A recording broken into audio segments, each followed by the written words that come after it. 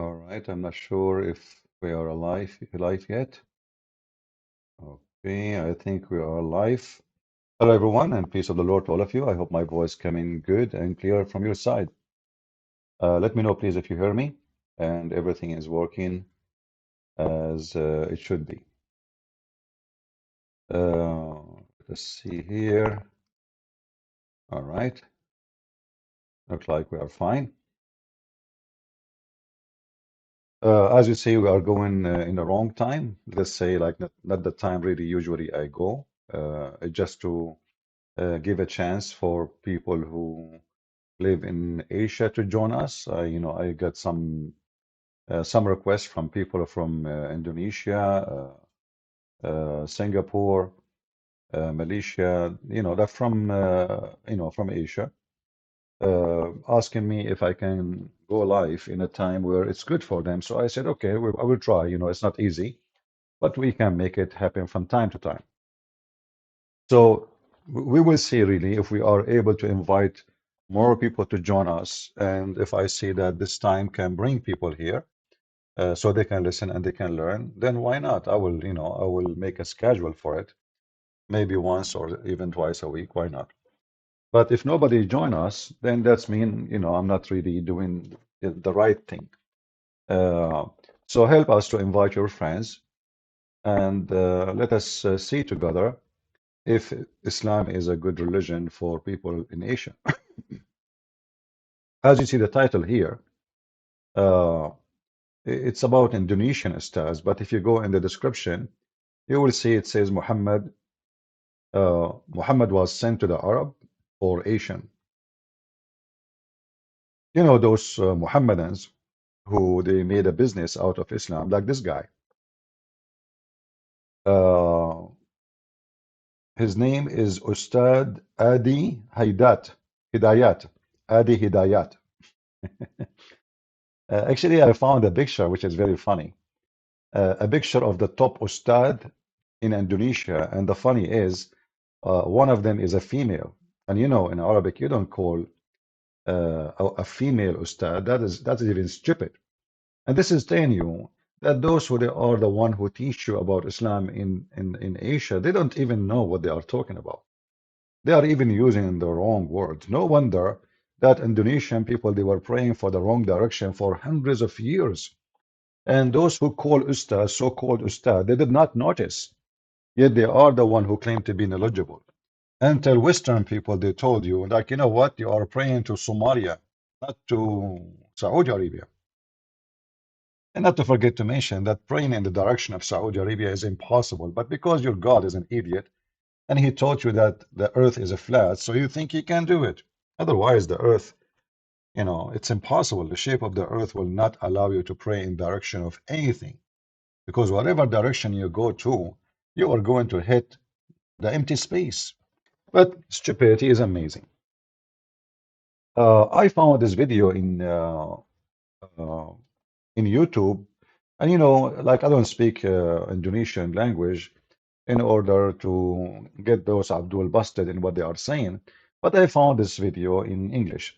So if you can find me some videos in English from the Abdul Ustaz, please let me know. You can send me the links in Patreon, or maybe here under the chat, and I will check them out so we can laugh together at those how people they present to you is their religion. Uh, Let us play this video together. And now he's talking to someone, he's a Filipino, which is a nice, companion, like, okay, Filipino, Indonesian. So now we are really hitting the target. It's Asia. So let us see the conversation and how funny it is. So we can give it to So you you. have to add in the first my name Yeah, with okay. Asep. Yeah, right. Or Asep Adi Hidayat. Yeah, right. Sure. All right, that's so interesting. Yeah, interesting. All right, Yeah. Alhamdulillah. So, Mr. Oh, we said Asep. Yeah, okay. Okay. Sometimes we call Just the Asep with name, master okay. because he also teach me English. Yeah, we are Alhamdulillah. Yeah. learning English Yeah, together, yeah. and Alhamdulillah, if I have The pleasure leisure is time. mine. Yeah. What do you think about Ramadan? Ramadan, yeah, I told you is the time for self-reflection, especially. Right. Ramadan is a time for self-reflection, especially at night. I cannot beat that. You know, in the month of Ramadan, the Muslim they eat like elephants.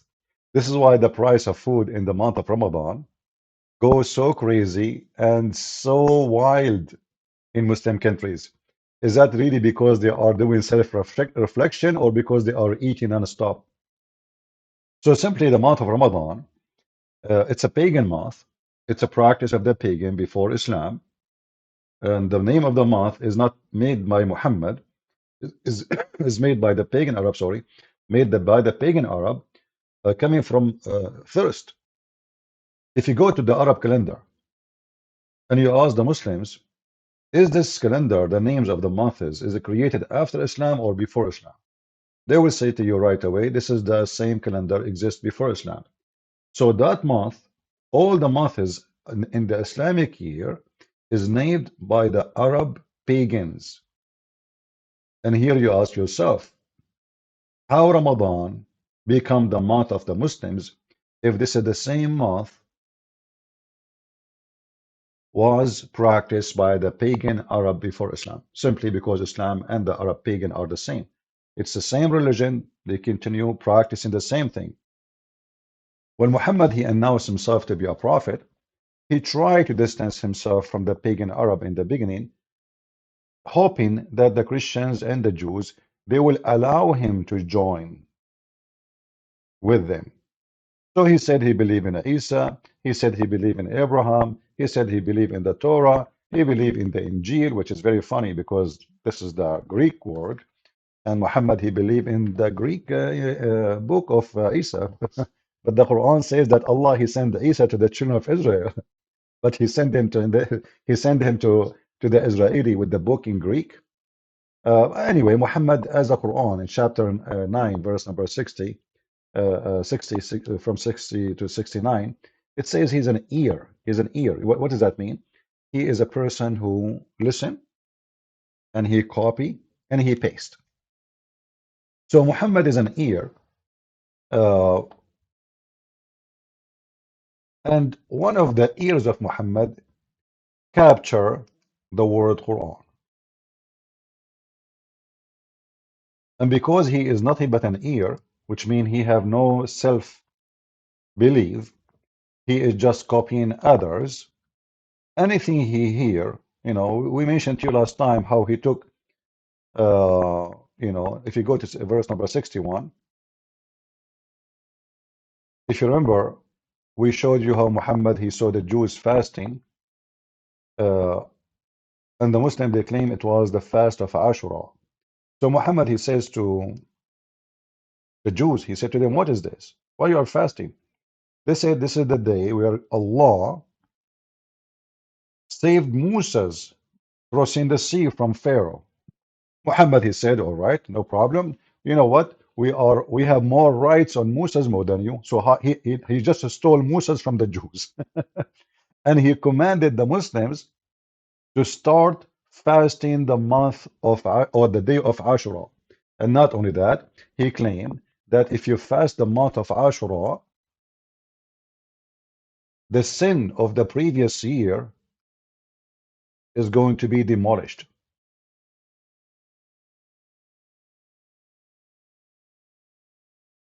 Imagine the guy, he just heard of it. He never heard of it before. And then suddenly, I don't know why my keyboard not switching to Arabic. I'm trying to type in Arabic. All right, now it's working.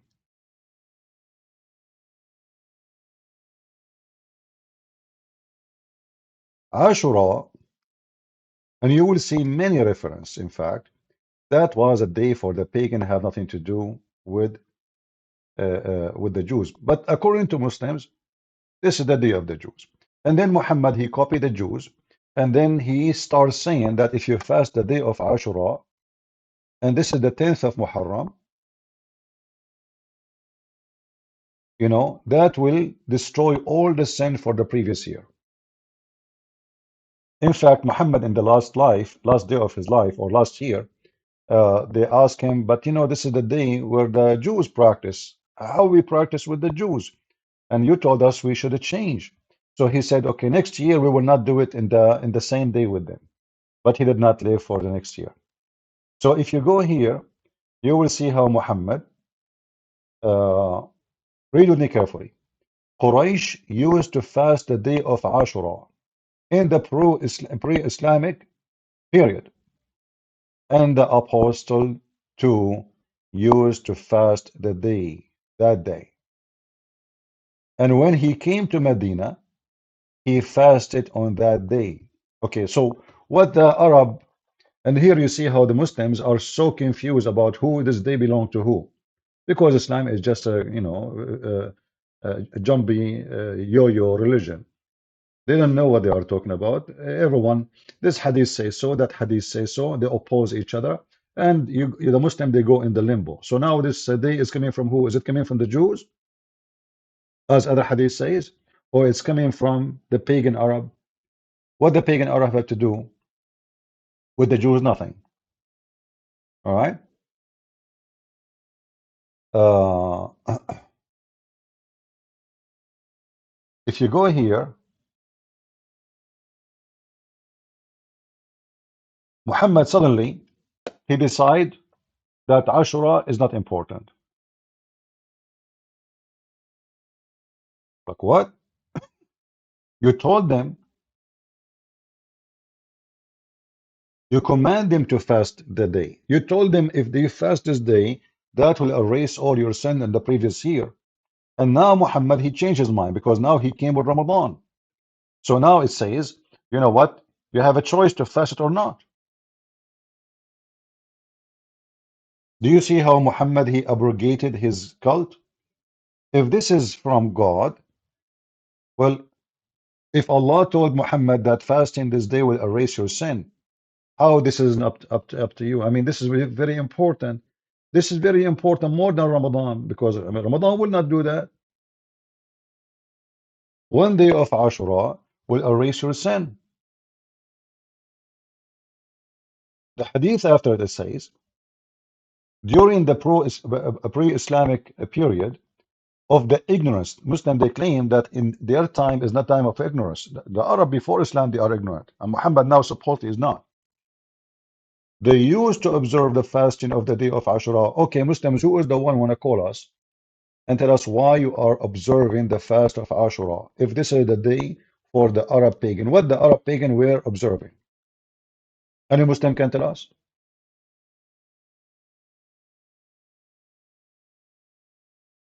And why Muhammad fasted it?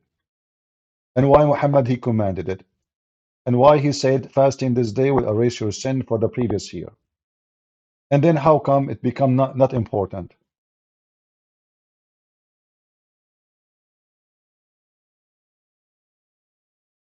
Do you see how stupid this garbage religion is? Muhammad is just trying to establish a religion. The Christian, they have fasting, the Jews have fasting, the Arab pagan, they have fasting. So he need to have fasting. So whoever he meet in the street, he copy from them. He copy the Arab, then he copy the Jews, then he copy the Sabian. The fasting of Ramadan is the fasting of the Sabian. The Sabian are people who believe that there is every month there is a new moon. Every month there is a new moon, not the same moon. So there is a moon of Ramadan. There's a moon. It's called the moon of Ramadan. When that moon appear, we do fast. And that moon is the crescent moon. This is why if we go in the Quran, we will find this. And here you notice the connection between the moon and Islam. You see in fact, all those months, the word month in Arabic is not exist. There's no word month. If I type the word which is used today as month, the word shahr, in fact, the word shahr has nothing to do with the word month. The word shahr is a moon. The word shahr is a moon. It's not month. How we can prove that? If we type the word Ramadan in the Quran,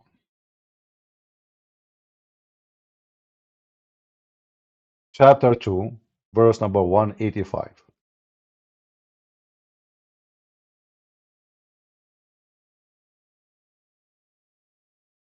You will notice here, the first thing it says in the top, the month of Ramadan. That's false. The moon of Ramadan. How we prove it? In fact, they get themselves busted. Why? Look what it says. So whoever of you cite the Ramadan, sorry, the Shahr, whoever of you cite the Shahr of Ramadan. Cite, how you can cite it if it's a month? You cannot cite it. So what Shahr is? And between two bracket, it says crescent moon. Do you see it? The crescent moon.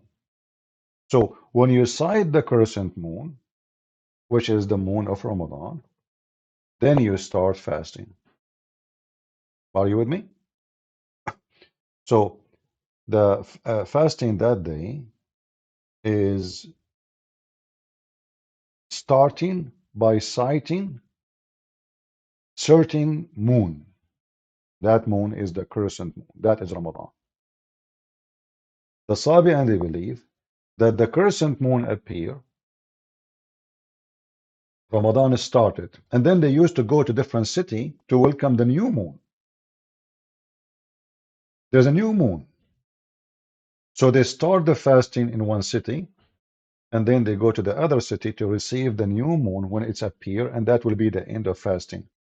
So Muhammad, this is not just about the moon calendar. Moon calendar is normal. I mean, there's many nations they practice it, including the Jews. This is not about the moon calendar now. This is about religious practice. This is not just about moon calendar. So Ramadan is a certain moon appear in a certain time, and that is a crescent moon. When we sight the moon, we do have Ramadan. So Ramadan is not a month. Ramadan is the crescent moon, which is called Ramadan.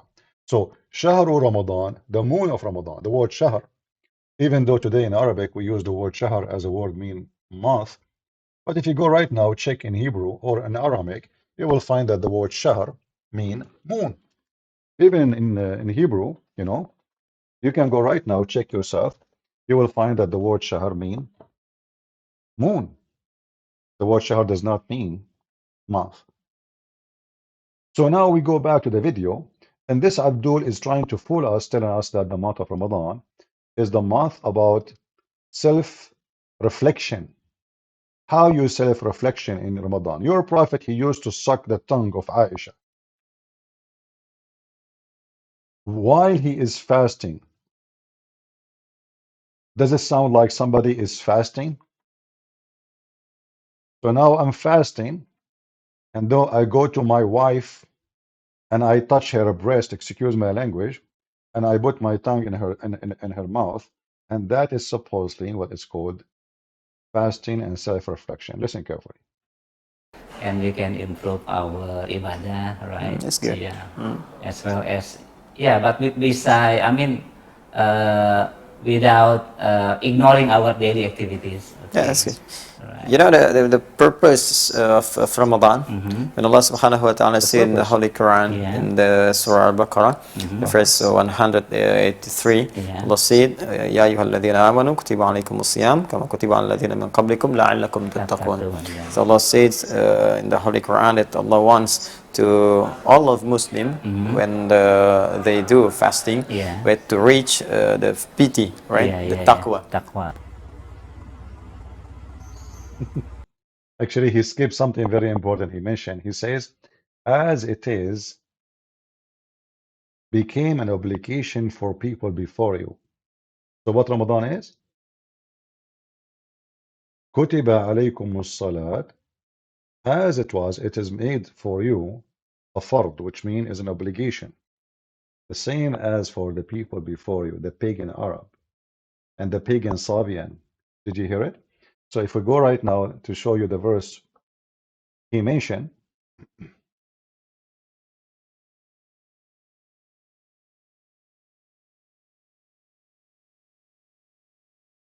I mean, it's just a collection of paganism, and Muhammad trying to make himself like he's a prophet. He have religion.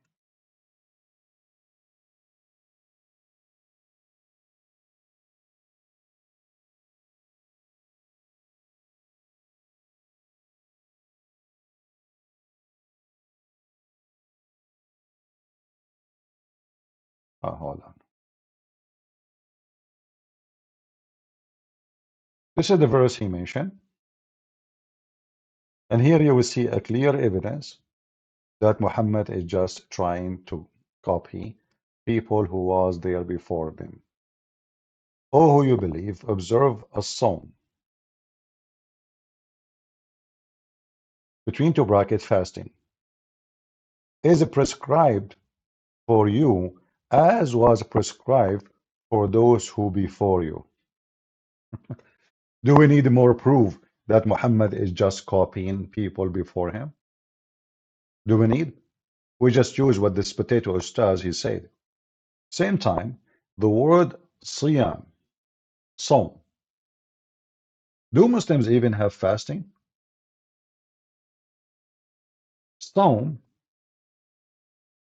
is you simply the word fast. The first thing you come to your mind is stop eating, right?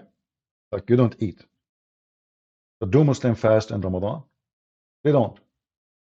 All what they do is just switching the time where they eat. So if I eat in the morning, my breakfast, well, now my breakfast will be if the sunset would like depend in the time, like in the summertime is different, in the winter time is different.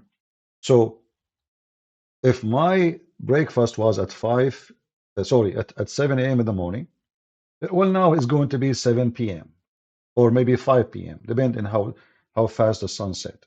All right, but so where is the fasting? Did I fast? I was sleeping all night. I'm not drinking. I'm not eating. I'm not doing anything. Just sleeping. So now what Muslims do? They sleep all day. If you go all over the Middle East, you will see the month of Ramadan is the month of death. There's nothing. In fact, all Muslims they take vacation in the month of Ramadan so they can go to the nightclubs in different countries. In the month of Ramadan, you will find hundreds of thousands of Muslims going around the world to Thailand or Philippines or anywhere so they can, do what Muslims do for shopping. Uh, So yet they claim that they are doing fasting, but this is not fasting. You know that this has nothing to do with fasting. The Christians, if you go to the Orthodox Church or even Catholic, but Orthodox they practice 40 plus 50 as a must, which means 90 days as a must, and plus every day in the week or 2 days, some of them they practice, they do fasting. But the fasting of the Christians is so different. The first thing of fasting or practice of fasting is not about just really food. Fasting is about controlling yourself from desire. Food is the easiest one. Food is the easiest desire to control. I mean, if a human being cannot control his desire to food, I mean, that means he control nothing really. But there's a bigger desire, like sexual desires, addiction desire, like, smoking, drinking, party, some things which is not right to do. Uh, Otherwise, the food alone is not really a big deal. It doesn't make you really a good person if you don't eat, does it? In fact, there's a lot of hookers, most of them, they fast a lot. They don't eat. They spend the whole day without food so they can be skinny. But doesn't change that they are hookers and they are prostitute. And then they call themselves a model. This is like they have a new fashion name, like, What do you do for a living? I'm a model. Okay. So she is fasting all day long. In fact, some of them they don't eat even for 2 days. But that doesn't change you. So what fasting from food will do? How that can make you a better person? So the whole fasting point in Islam is not there actually, because you don't. It's not food. You know what Jesus said. Islam he tried. Muhammad he tried to copy the Jews and the Christians, but he missed the whole point of the purpose of things to do. As an example, uh, food. What is forbidden? What is not? The Messiah he gave us the true meaning. It's not what go in your mouth make you dirty. It's what come from your mouth, and this is true. So Muhammad he focused in practice, pagan practice, but he didn't focus on reality. He don't focus on reality. He don't focus on what is important. So now I'm fasting, then I go to my wife's bedroom and I suck her tongue. So did I really fast?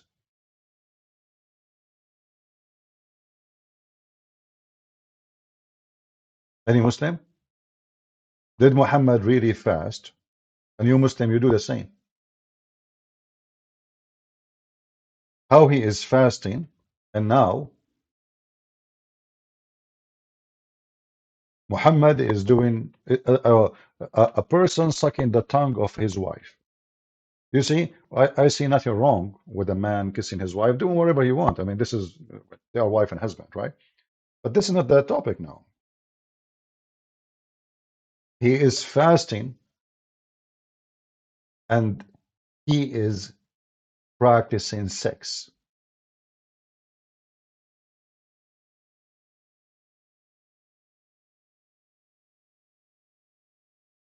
What is the fasting exactly we are talking about?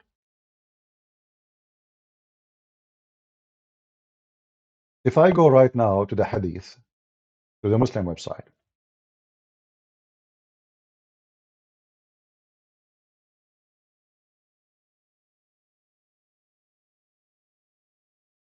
and let us see, let us search for this.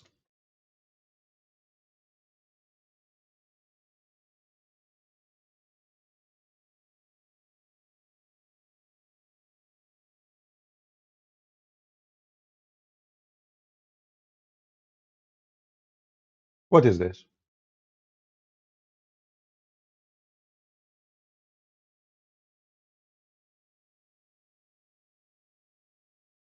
The Prophet, he used to go around and kiss his wives while he is fasting. Ah, ha, ha, ha. She laughed. Ha, ha, ha, ha, ha. What is this? If this is the Prophet,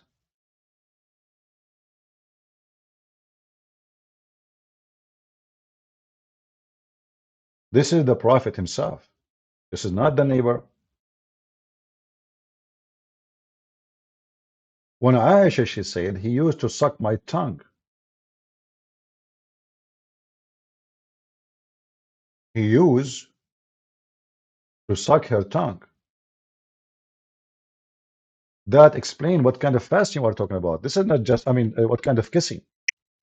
It's not just like maybe kissing her cheek or, maybe her forehead. No.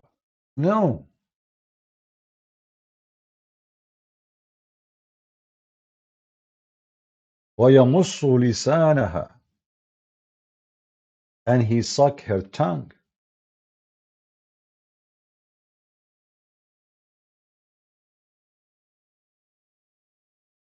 So when the Muslim they talk about fasting, let us open Google browser so we can show you what we are talking about. Give me a second, because I'm not sure if I can find the hadith in English. I will try actually. Let us try. Let us try first to find the hadith in English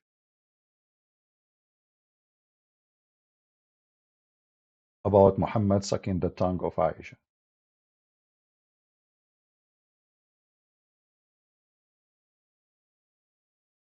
Here we go. Hmm. We found it in English, even better. You cannot beat that, can you? And for sure, the Muslim, they will say to you, this is da'if. But this is according to the Al-Albani. But it is sahih according to Sunan Ibn Dawud. Al-Albani is a guy who ran away from debating me. He's dead now. The coward. He used to have, you know, like a group of a chat. I offer him a debate, and he, a potato. You know, they claim that his eyesight is not good. He is old. He cannot debate. Anyway, so the Prophet used to suck her tongue. Not only he kissed his wives.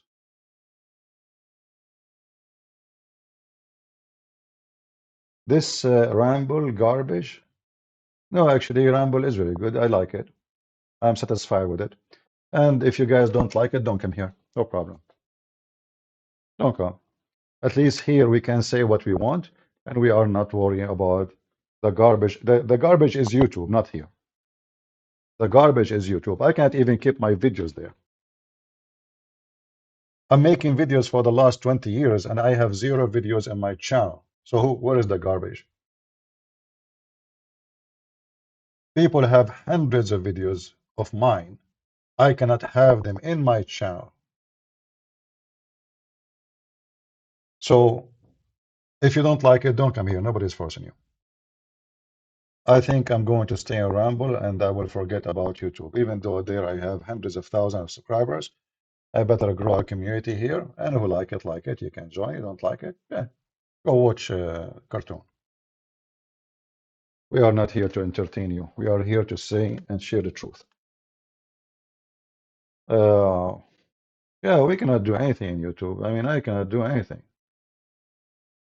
And not only that, can you believe it, that here I have only 2,000 subscribers.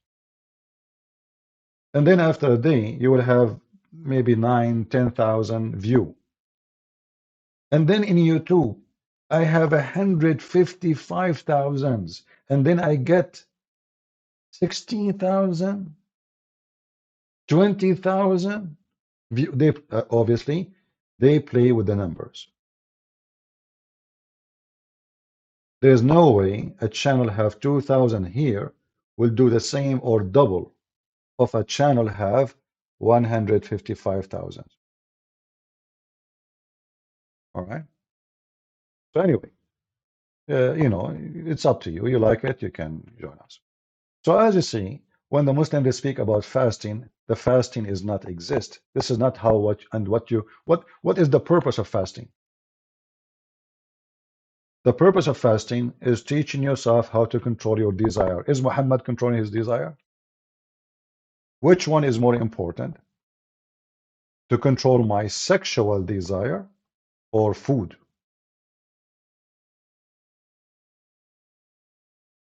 Are you with me? Which one is more important? Switching the day and the time of the food?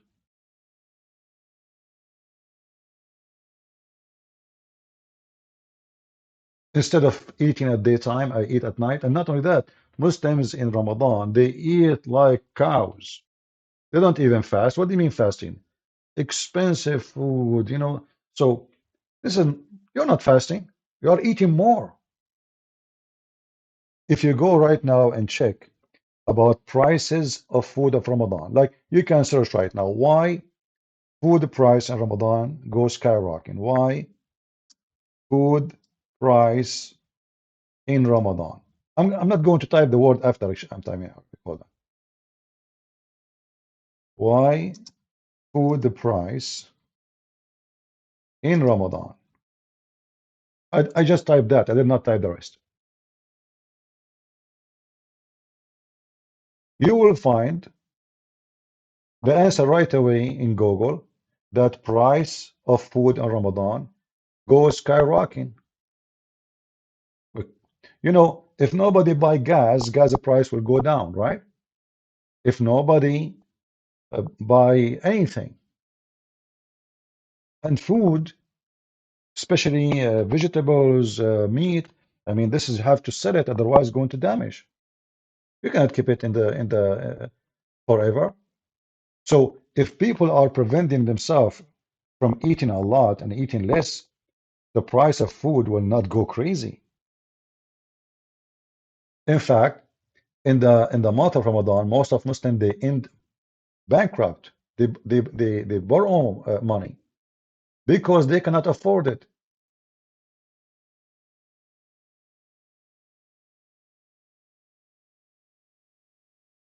Why? Because Muslims are not fasting. Muslims are eating way more. So when those people they tell us about the meaning of Ramadan, we laugh. What Ramadan you are talking about? So actually, the opposite Yeah. of lust, Yeah. nafsu, is Yeah. taqwa. Yeah. Right. So both of our Yeah.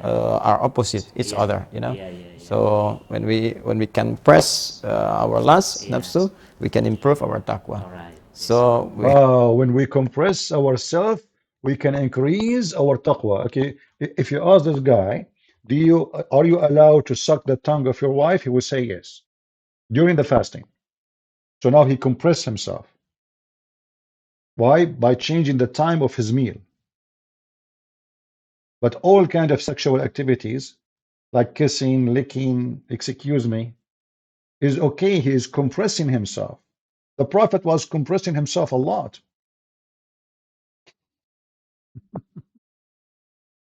Do you see how you compress yourself? This is a lot of compress, my friend. So those liars who they are making business out of the religion, they try to fool you and make you believe that Ramadan is really a month where you train yourself to be a person who fear God. And here we have to stop with the word taqwa. Taqwa, if you ask a Muslim what taqwa is, he will say fear God. Okay. So you Muslims, you obey Allah because you fear God, not because you believe in God. This is what Islam is about. Islam is religion by fear, not by belief. So now because Allah He made it obligation. You see, when I say fasting, if fasting is a true in Islam, then fasting should not be an obligation, forcing people to do it. Fasting should be an act of a believer. Are you with me? So if I decide to fast from sin, this is fasting. This is the best fasting if you can do it, right? It's an act of belief, not an act of obligation. Because when you are doing an obligation, because somebody forcing you, that means you don't believe. You are doing it just because it became an obligation, not because you believe in it. So if we say it's up to you, then you do it, or it's up to me. If fasting is meant to control ourselves, as you see, Muhammad is not controlling himself, and neither the Muslims. They do everything wrong in the month of Ramadan. And then, actually, in the month of Ramadan is the most idiotic month ever. You speak to a Muslim, you go on the street, don't talk to me, I'm Ramadan, I'm fasting now, please, don't. Like, he is so angry, he is unhappy, he is have no patience. That's it. So now suddenly his fasting become an excuse of all kind of arrogant and even violent. In fact, if you check in Google, you will find that in the month of Ramadan, violent increase in a massive way. Not to forget to mention that the month of Ramadan cause a lot of death. Anyone knows why? Anyone knows why?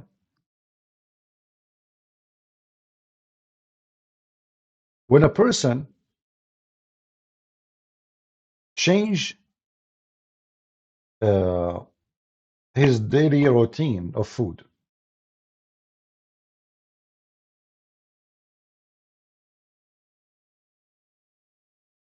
change up, like upside down,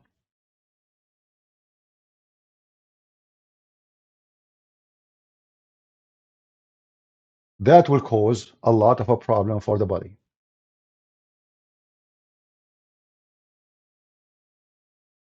And this is why, according to Muslim study, not mine,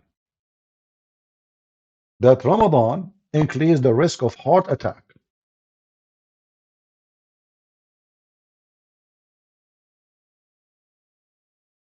Read with me.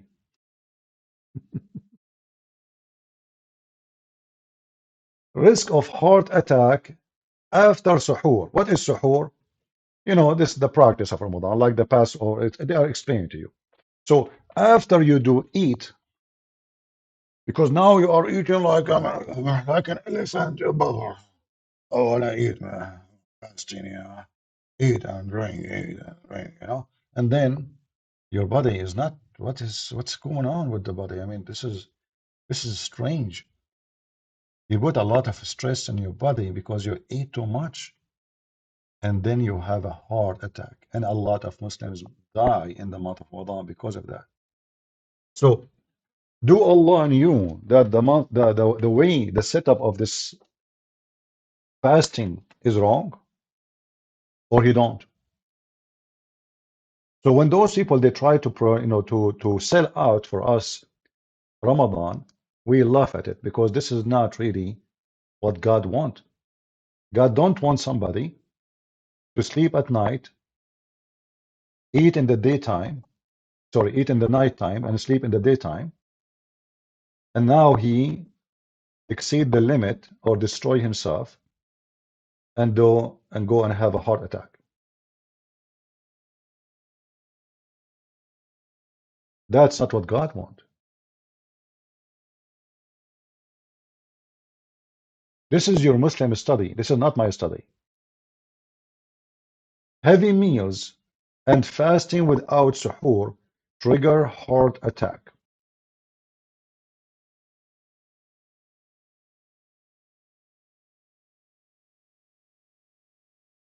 Risk of heart attack after suhoor during Ramadan. Dr. Taimur Kakanaka. I don't know what the name is. This is, I don't know, some maybe Indonesian, I'm not sure. Professor of etc., who noted that heart attack complication coincides, like, it happened during the hour of Ramadan. Okay, and then you can read the article. So, is the month of Ramadan really doing its job?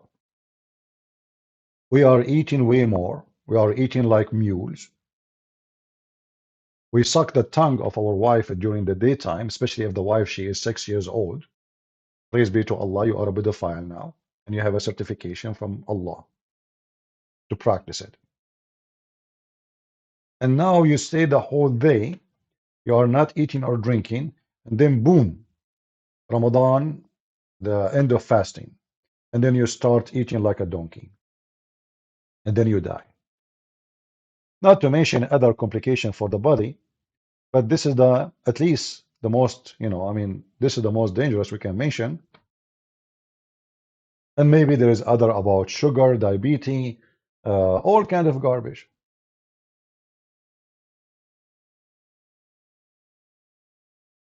So is that really what the month of Ramadan can do, help us with? Let me see. Do we have any Muslim? No, nobody.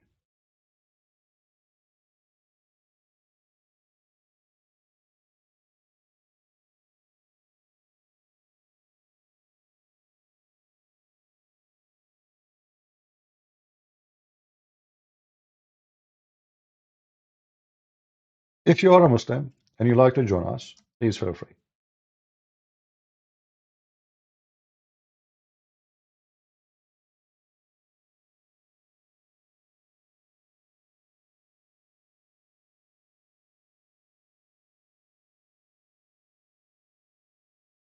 Let us see.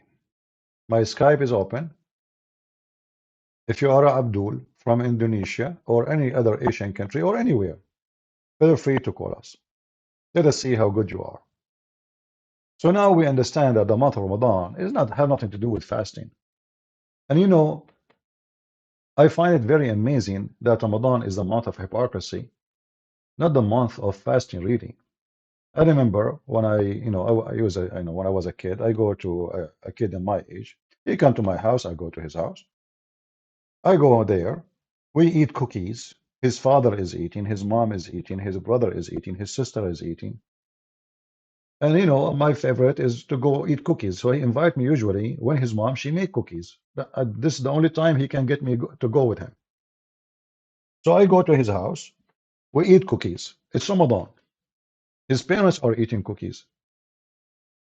Uh, when we are going to go to leave the house, he stopped me. He said, "Wait, wait." I said, "What?" He went to the kitchen and he you know he started touching his lips with with his tongue, and then he put salt over his lips. Salt. I said, "What are you doing?" He could not talk, like, because the salt is stuck with. He don't want to talk. Oh, you know. So, like he says, "You need wait, wait." So after he put the salt, and he did it a couple of times, he said, because now my dad, you know, he do that. Now your lips will look dry, so people in the street will not know that you were eating. I said, really? He said, yeah, look, they are dry, not like yours. Oh, I said, okay. So like now in the street, people will think you were fasting. He said, yeah, my dad, my mom, everybody in the house, we do that. You know, that's why we have this dish of salt on the table in Ramadan. There's a big dish. What they do, they put their lips on it. You know, they put their lips. I said to him, "Ah, this is why I noticed your dad. He have some salt in his mustache."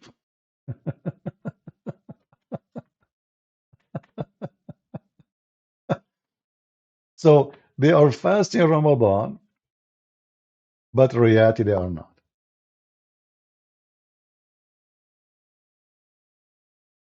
Do we have any Muhammadan there to call us? Anyone?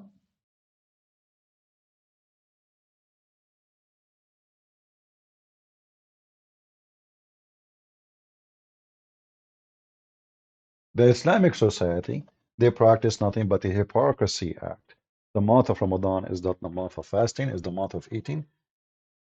You know, in the Bible, Jesus said, when you fast, don't do the same as those hypocrites. You know, they want everybody knows that they are fasting. That's what the Muslims do. They are the hypocrite. This is a religion of hypocrisy. This is why you don't see a Christian talking about himself fasting. Or, okay, I have to go and pray. We don't. Jesus warned us not to do pray like those hypocrites who pray in the corner. Why in the corner? Because they want people to see them from every direction, not only one direction. So he go in the corner, like what Muslims do. They go in the park, they go in the street, they go in the corner of the street. He put his rag in the top of the car to pray. So everybody will see him. They are hypocrite, following the devil Muhammad. But when you check what make a person good, you will find none of those is exist in their society. Like, I beat my wife, but I fast Ramadan. We have a Muslims in the chat. Why you don't join us, my friend? Join us and prove us wrong. You're welcome. My Skype is in the description. All what you need to do, open your Skype, click at my link. I have it for you. Like there, I said vol me, I meant call me. Call me in Skype and prove me wrong. Is that fair? If you really have a religion and you are proud about it, then you should join us and get this guy busted. And you are more than welcome. I will speak to you in a friendly way. As long as you are friendly, I will be more friendly to you. Can you do so?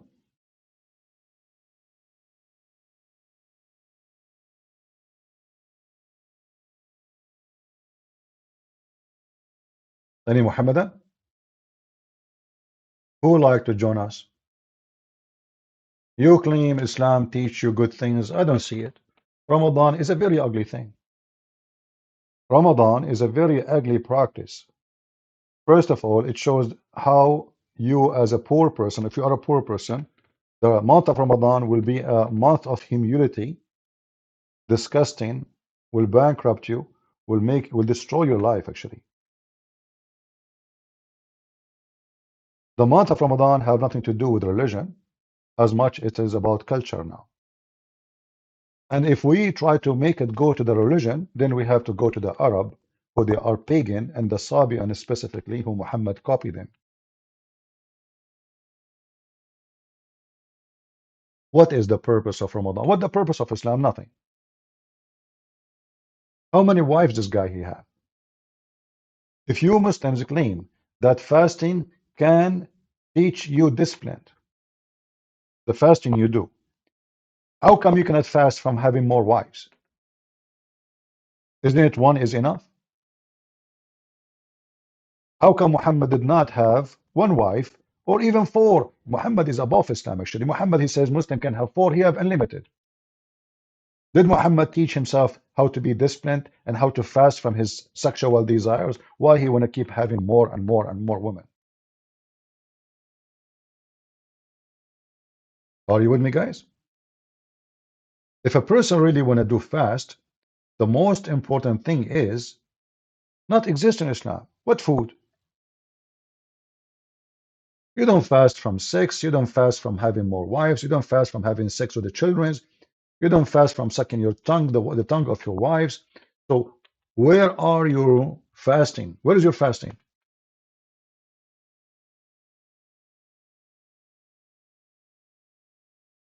You know, when God, he created Adam, you see the Muslim, they say to you, Islam is a religion of fitra. You ask them what fitra mean. He says natural thing, natural thing. Okay.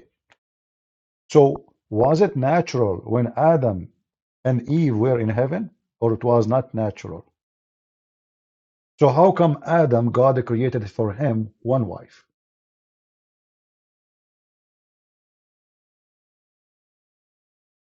The Muslims, because they are following a pervert, he told them the natural thing, like, you know, you see the video of Lili Dawa, he speak about being a man, he liked to have more wives. This is the natural thing. This is a natural thing. This is not the opposite, no. This is the natural thing. But all of us, we knew that when Muhammad, he copied the story of Adam and Eve from other belief, which has nothing to do with him. He made a big mistake.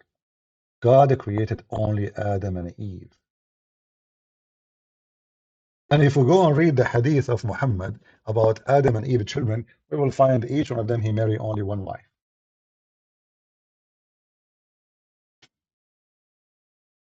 So if Muhammad claimed that Adam was a Muslim, why Adam have only one wife? Can't God create for him right away four? You might say, okay, with God, he created only one. Well, obviously one is enough. That's why he created only one. How Adam was able to be in heaven with one? Shouldn't he complain to Allah? They say, Allah, what's wrong with you? This is heaven now? You think heaven can be with one woman? I want more. This is not heaven. So you fake discipline. You claim that you are a person who obey God, but in fact you are not.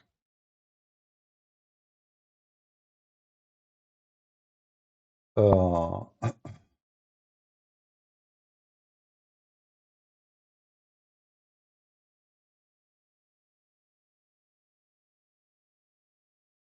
right. Do we have any Muhammadan here who would like to join us?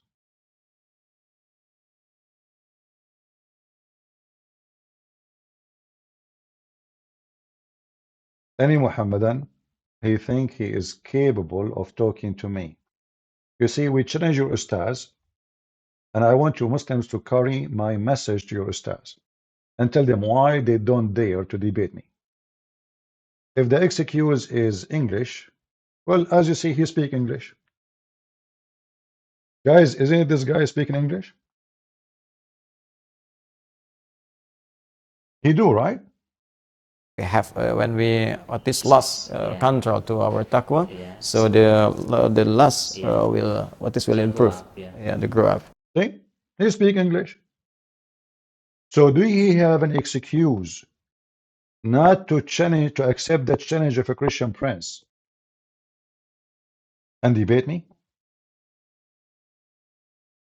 He can bring with him as many Muslims he needs to support him in such a debate. I actually advise him because he will be destroyed miserably, him and his religion. So I advise him to bring all the ustad with him. Abdul Samud, anyone, all of you. You don't have a religion. Islam is not even religion. Islam is a joke. And now look what they are focusing in. If you fast, huh? Okay, what about you fasting from taking money when you do speech? I saw the article that Ustad Abdul Samud, he charged $5,000 for each time he make a speech. Can we accept $5 for a hamburger? Why you need $5,000 to make a speech? So you come here and you want to give us a speeches about, compressing ourselves and learning how to control ourselves, and then we make fortune from Islam. And we take the money from the poor Indonesians. How many Indonesians they need to work to make $5,000? Are you really fasting?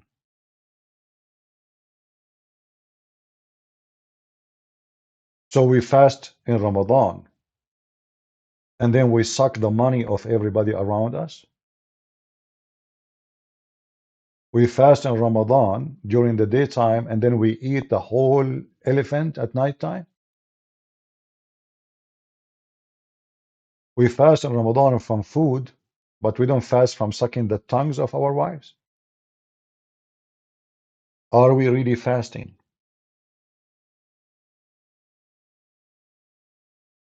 Who is a Muhammadan here can join us? Let us continue hearing this Abdul and see what he will say. So we do salah. We do more salah, not only for the fardu, right? We add also with sunnah, rawatib or ramatib, rawatib. Okay, hold on. And now we do salat. We ate now, we go to the mosque. We do salah. All right. Why? But why we are doing salah? Any Muslim can tell me why we are doing salah? Why Muslim they do salah? The Muslim salah is the most stupid salah ever. Salah mean a prayer. Salah mean a prayer. The Muslim here repeat what Allah he said. So you are not doing salah. You are just a repeating machine. Bismillahirrahmanirrahim. Alhamdulillahi Rabbil Alameen. Okay, hold on. This is what Allah said.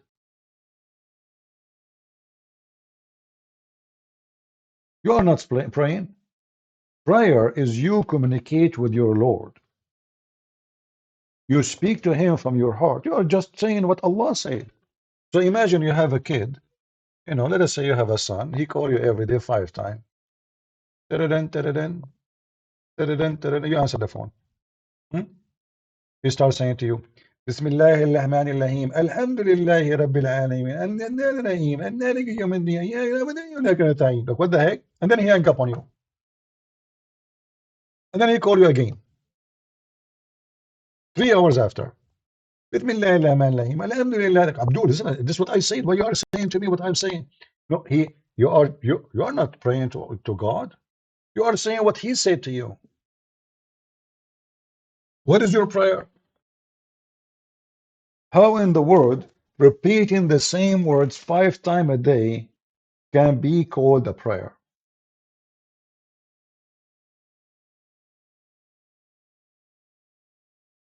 Not only you repeat the prayer, you repeat what Muhammad did. Put your hand here, put your hand there, go down in your knee. It's just a boring, stupid repeating forever.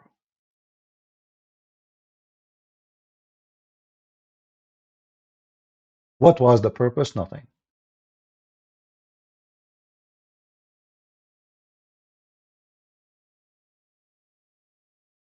Nothing. What was the purpose of my prayer?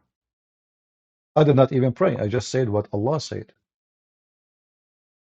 And not to forget to mention that the prayer of Muslims never been received. Why? There's many problems with Muslim prayer.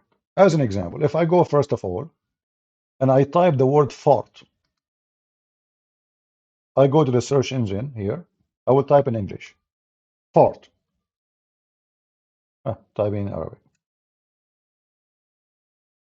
Okay, I just type fart. Look what happened with fart. It's not accepted, the prayer, if a person he fart.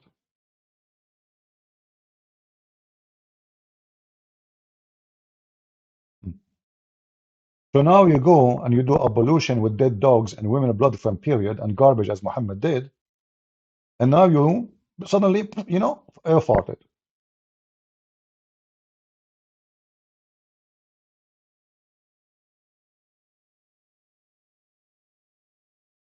Your prayer cannot be accepted.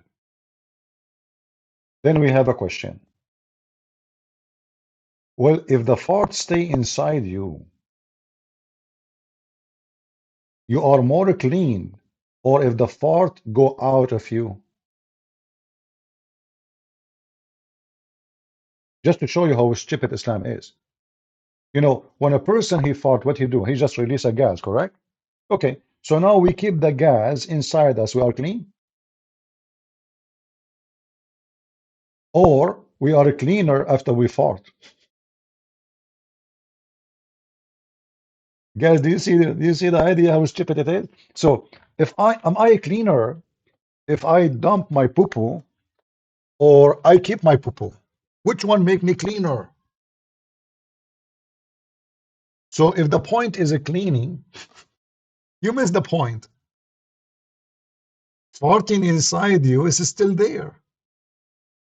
What difference going to make? Are you really clean? What is this? And why God will judge the little you? I mean, you are just a creature He made. He made you this way. So now you have a problem. Maybe maybe you are sick. Maybe you could not control yourself. You farted. That's it. Your God cannot accept your prayer will arrive to Allah with your fart. What is this? If you say to me that the Prophet is teaching me how to be clean, well, your Prophet never taught you how to be clean, because look how a Prophet he teach himself, or how he prepare himself for prayer. He takes shower with dead dogs and women blood from period and garbage. So which one is more clean? Dead dogs in the water, which I am doing ablution with, or fart? Read it. Dead dogs, women of blood from period, and stinking things. Do you see the word stinking?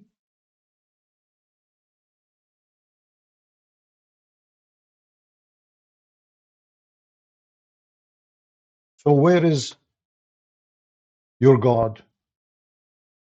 What is the position of your God from Muhammad taking ablution, which means to get ready to meet Allah, with dead dogs and women of blood from period, and all of this in a water in the size of a jacuzzi? And this is not a spring of water. This is a water which is a swamp, dirty water. This is why people they are throwing garbage in it. It's not good for drinking. You see, this is desert. In the desert, nobody will pollute the water. Water is very, very priceless. So what this water is about? This is the water of women who do laundry, women who do wash things.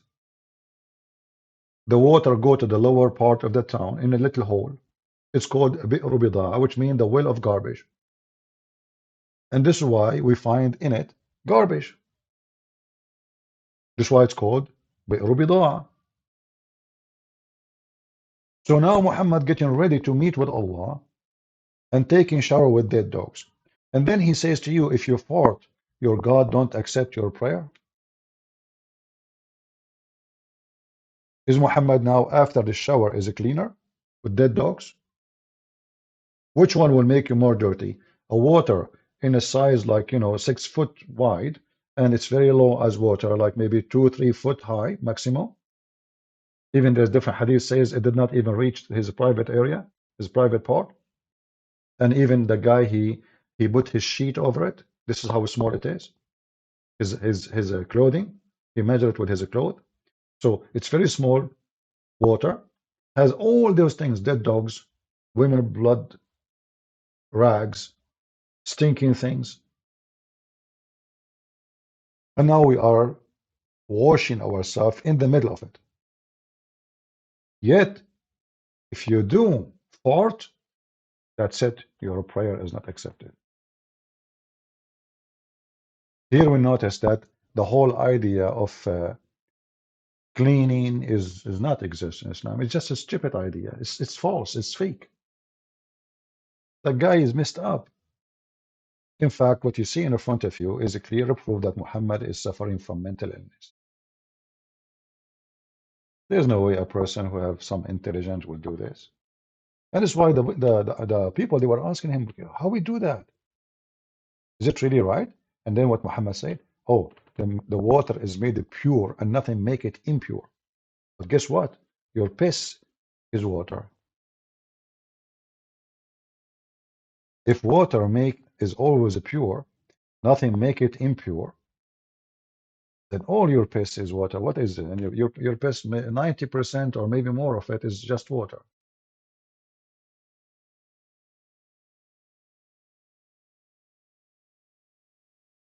So now water is always pure. Nothing make it impure.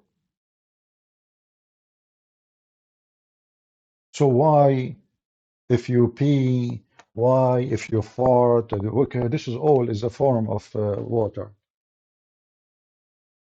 What is this? It's just an idiot creating religion. He just make up rules.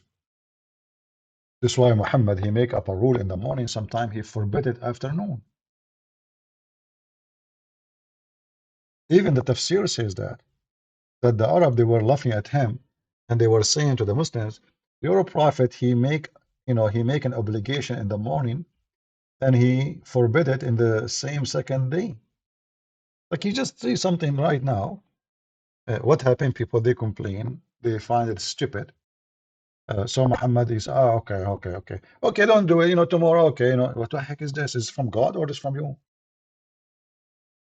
Obviously, Muhammad is a false prophet. You don't make an obligation from God and then you change it in the same more day, less than 24 hours. If you go in the Quran here as an example, you will see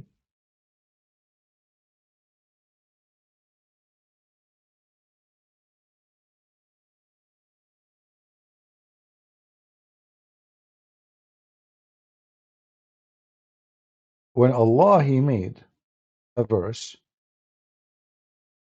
and he caused people to forget it. Hold on. He abrogate verses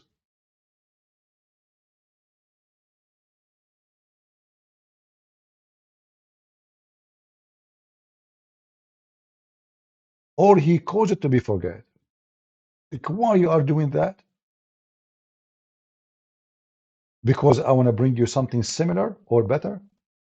This verse alone, by the way, is enough to destroy the garbage of Muhammad. Do we have any Muhammadan? Remember, uh, people who they are like, I'm going in this time specifically so I can have conversation with people from Asia. So please invite your friends. Share the link. We are trying to give a different time for people who they are living in Asia so you can join us. So help us. Otherwise, why I want to come here again at the same time like now? That's not a suitable time for USA. What is this? Chapter 2, verse 106. Whatever verses of Revelation we do abrogate or cause to be forgotten, we bring better one or similar. What? Allah is going to make better Quran than the previous Quran? Allah, He abrogate a verse to make something better? Why He was not? Sure.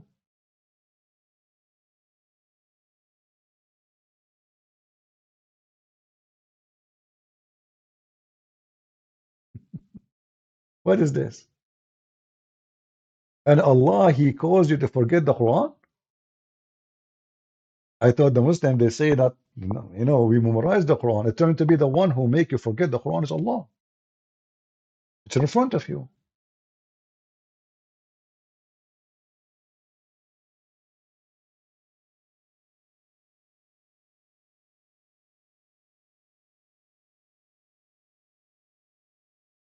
Any Muhammadan? Who is a Muhammadan like to join us?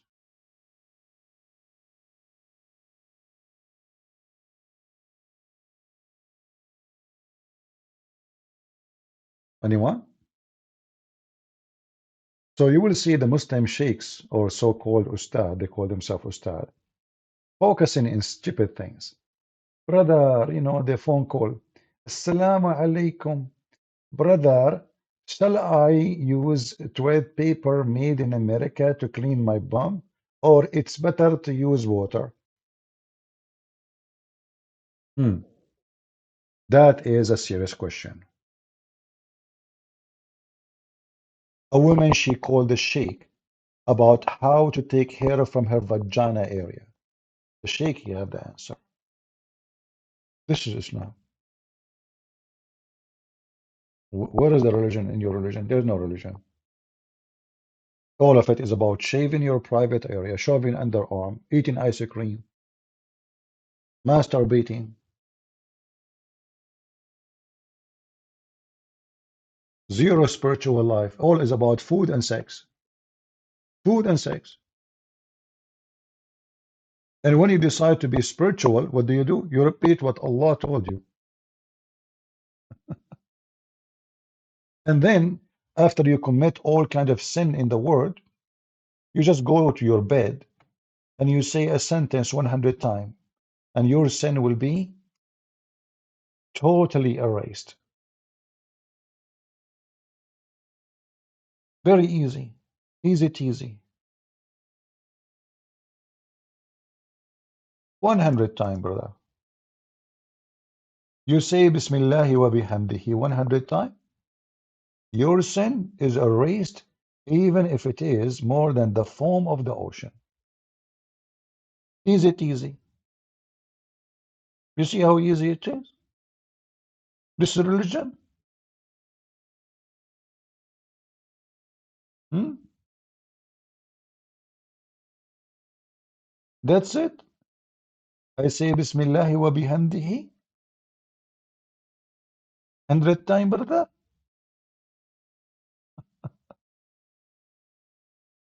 My sin will be gone even if they are more than foam of the sea. This is religion. But remember, I cannot pray to Allah after I fart. No, no, no, no. But I can say Bismillah wa bihamdihi 100 times and all my fart is gone. By the way, can I say that before fart or after fart?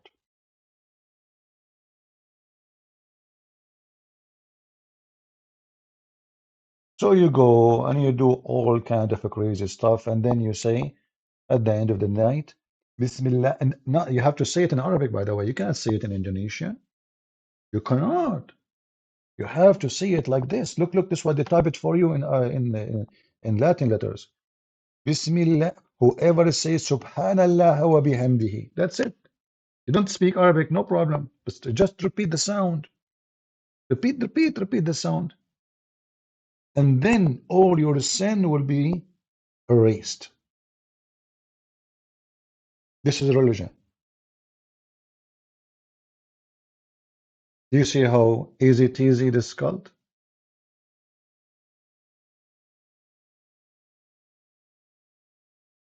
This is from God.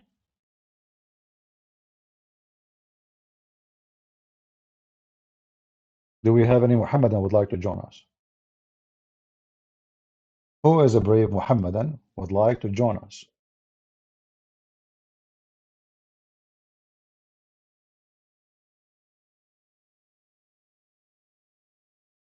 Bismillahi wa bihamdihi. Subhanallah. Praise God, praise Allah, Allah in the name of the God, you know. So and thanks to Him. That's it. 100 times. And why 100 times? What about if I say it 101?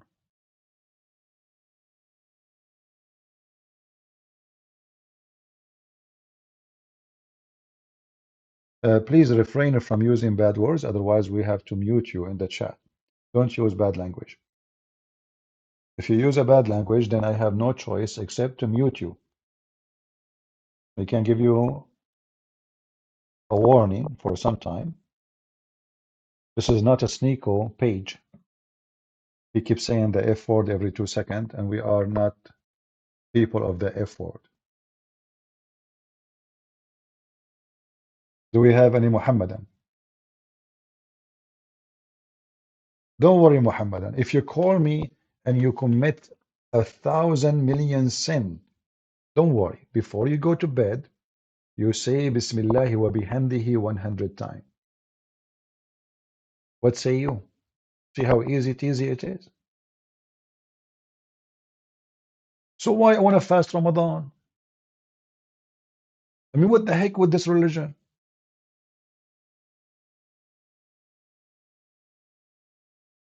Why I even want to pray? I just say Bismillah wa bihamdihi 100 times. Is it easy? Like, you are going to do shopping, walking in the street, Bismillah wa bihamdihi, Bismillah wa bihamdihi, Bismillah wa bihamdihi. It take you maybe a minute to finish it, and that's it. And then everything you did the whole day long, all sex, bribe, cheating, lying, all is gone, brother. Just 100 times. So why I want to go to the mosque? And why you want to do even give donations to build a mosque? By the way, Muslims, they don't give donation because they believe. No, they give donations so they can go to heaven. They bribe God. Muhammad, he convinced them if you give money. Muhammad, he promised 10 people to go to heaven. And the first one is Uthman, who gave a lot of money for Muhammad. He promised him to be a caliphate and he promised him to go to heaven. Do we have any Muhammadan?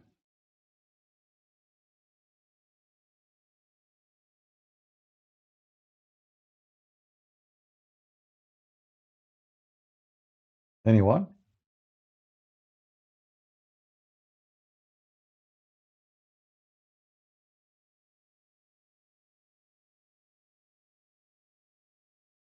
Somebody saying stole that from the Catholic confession. Some people, they say stupid things. Confession is in the Bible, have nothing to do with the Catholic or Protestant or Orthodox. Ignorant people, they say they make poo-poo. Isn't it the Bible says confess your sin to each other, you idiot? Same time, what does this have to do with confession? This is confession now. Do we have any Abdul here? Same time, Hail Mary, the Catholic, they say it, even though I don't agree with the way they do it. I'm not a Catholic, as you know. But it's in the Bible too. When the angels came to Mary, they said to her, Hail Mary. We have a lot of ignorance in this earth. Many, they claim to be Christian. They have no idea what they are talking. They heard somebody saying something about the Catholic. They copy it, they post it. Another person, he lie about the Protestant. We copy it, we paste it. Copy paste generation. Nobody want to read. Everybody is copy paste. Nobody opened the book. Nobody studied the book. Nobody read the book. But everybody, he knew the book now. Oh, Lord have mercy. And I have to fight against all kind of ignorance. Well, if there is no Muslims is calling, then we have to allow the Christians to call. All right. Whoever Christian would like to join us, just focus with us, please, in the topic. And anytime a Muslim he join us, we will be happy to have him. I advise you always to refrain from ignorance. Ignorance is our enemy. You will see someone, you see, there's many things in like the Pope. This Pope, especially this Pope, I consider him the devil. He is not even a Christian. But that is not the Catholic. The Catholic is not that guy.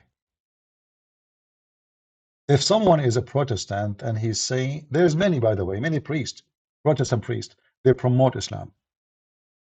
But can we say the Protestant promote Islam? No. There's many priests, Protestants, priests, they say homosexuality is okay and God love everybody. But can we say a Protestant, they do that? No. So everyone have to be judged from his fruits. From their fruits you shall know them. When we speak about Muhammad, I'm not speaking about a Muslim. Let us say you met a Muslim and he is a very nice guy to you. Okay, well, I'm so glad that he is nice. But according to Islam, he can't be nice to you. He cannot be a friend to you. Chapter 5, verse 51. According to Islam, he have to wage war against you. Again, according to Islam, he have to subdue you and treat you like a dog. So when somebody says to me, I have a Muslim friend, I say, well, Muslims have no friends, not Muslims. Maybe he's doing taqiyya, he's lying to you. We don't know. Maybe he mean it. If he mean it, the Quran is so clear, says, if you mean it, chapter 3, verse 28, you are not Muslim no more. You have no connection to Allah, you have no protection, and you should be killed, if he mean it. Chapter 5, verse 51 says clearly, and whoever take them as a friend or protector, he is one of them, and he have no connection to Allah.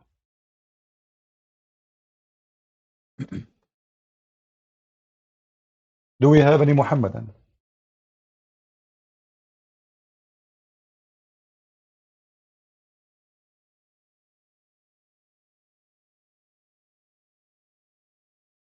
Any Muhammad would like to join us?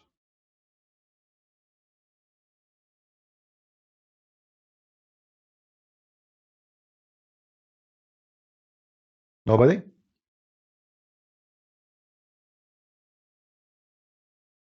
So who of you would like to carry my message to this sheikh, ustadz Adi Hidayat? Who wanna carry you can copy this part of the video and tell this guy who speak English, he have no excuse now, if he dare to debate Christian Prince,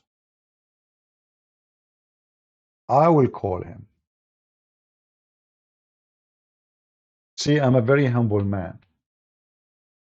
I will call you. And now, because you speak English, you do not need a translator.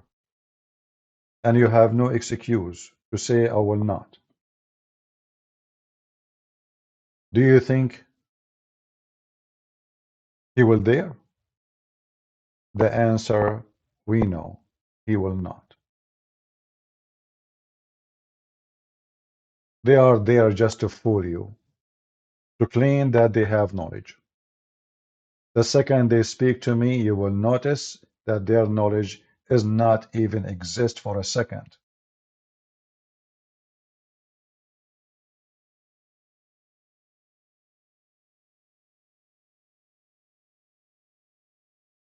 Any Muhammadan?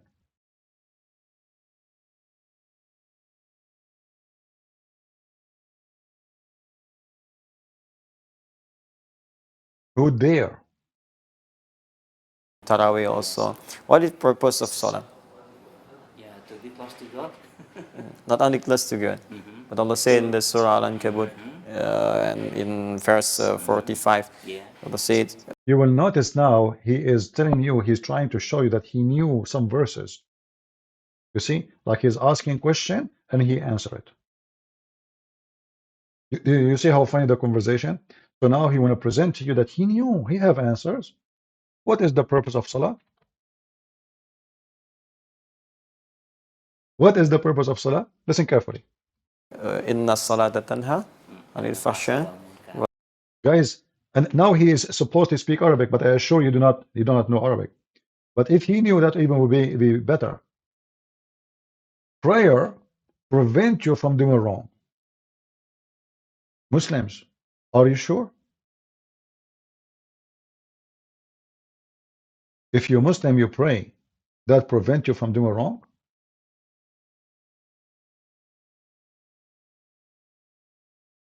Who can confirm that? Isn't it your prayer itself is wrong? When you pray, you are cursing people. When you pray, you wish death to people. When you pray, you preach hate to people. So what do you mean that prevent wrong?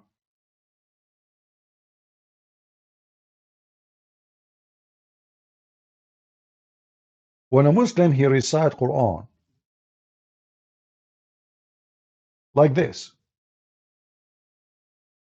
is that preventing you from being a bad person? Doing bully to the uncle of Muhammad? What is this? Your God himself, he could not even keep his mouth shut from doing bully. The man and the wife, they don't like Muhammad, they don't believe in Muhammad. God, he did bully them? What is this? This is a Muslim prayer now? Is it a prayer to say to somebody, you are the worst of the creatures? Is it a prayer? Does that make me better if I say to someone, you are najis, you are filthy, just because you don't believe in my God?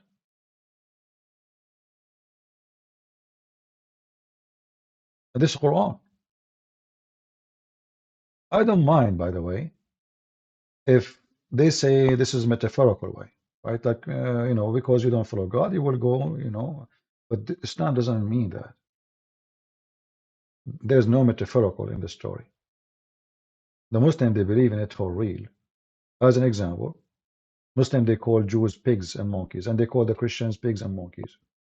And they believe really that they are pigs and monkeys. Why? Because the stupid Quran says Allah, he made them pigs and monkeys.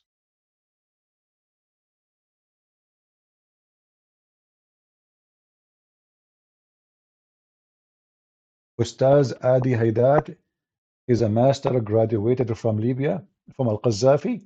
That means he was worshipping Al-Qaddafi, the green book, not Allah.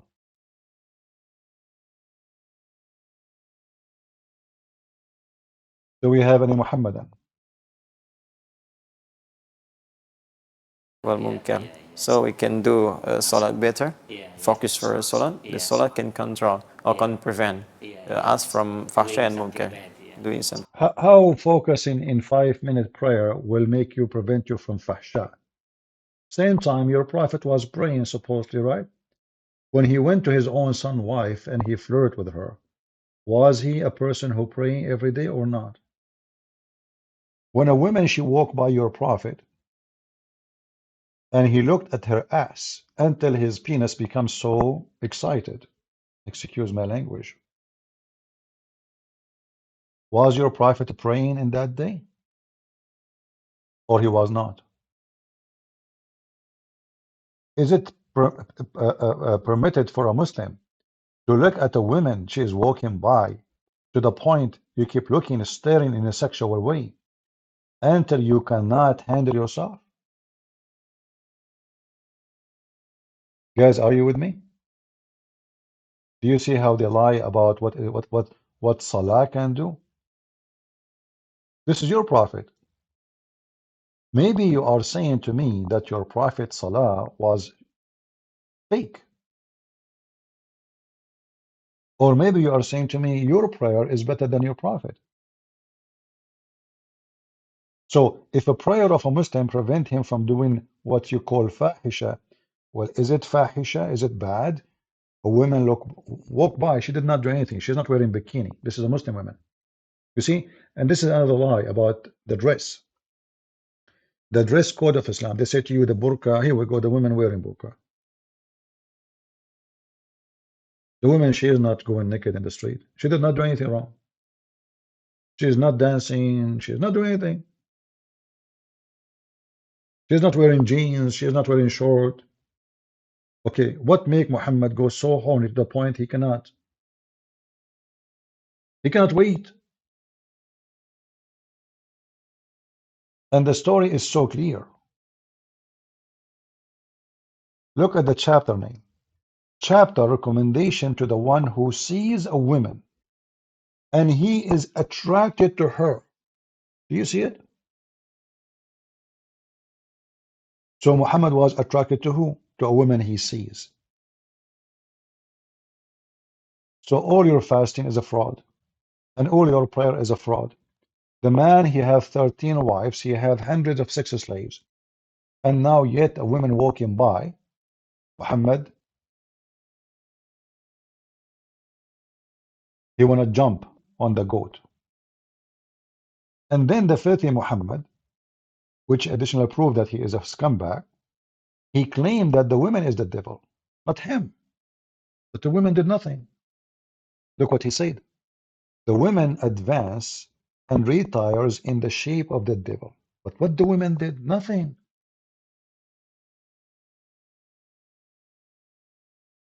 The women, she did nothing wrong. She just walked by. So now Muhammad is staring at her ass and her boobs, and now he blamed the women for him getting so horny.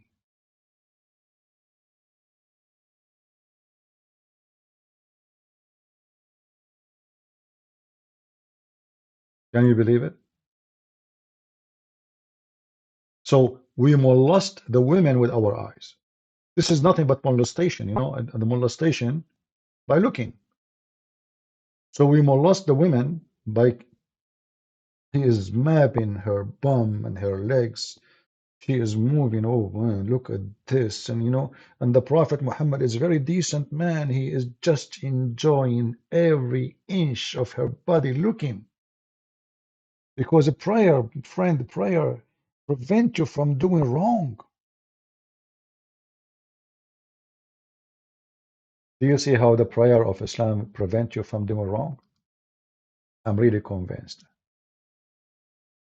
All right, obviously we have a Christian here.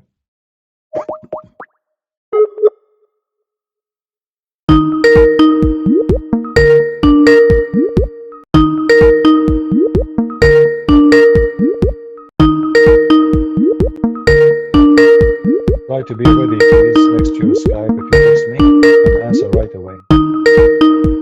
Otherwise, the ring will be annoying.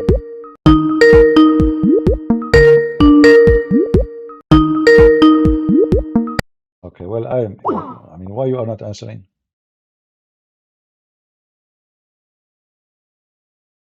If you text me, you want to join us, be ready to answer right away. I will call you one more time. And maybe you have to be sure to add me before you call me, because some of you have your privacy set to not to receive a call unless you add me first. All right? So be sure you add me before you text me. So when I call you, you will be able to receive my call.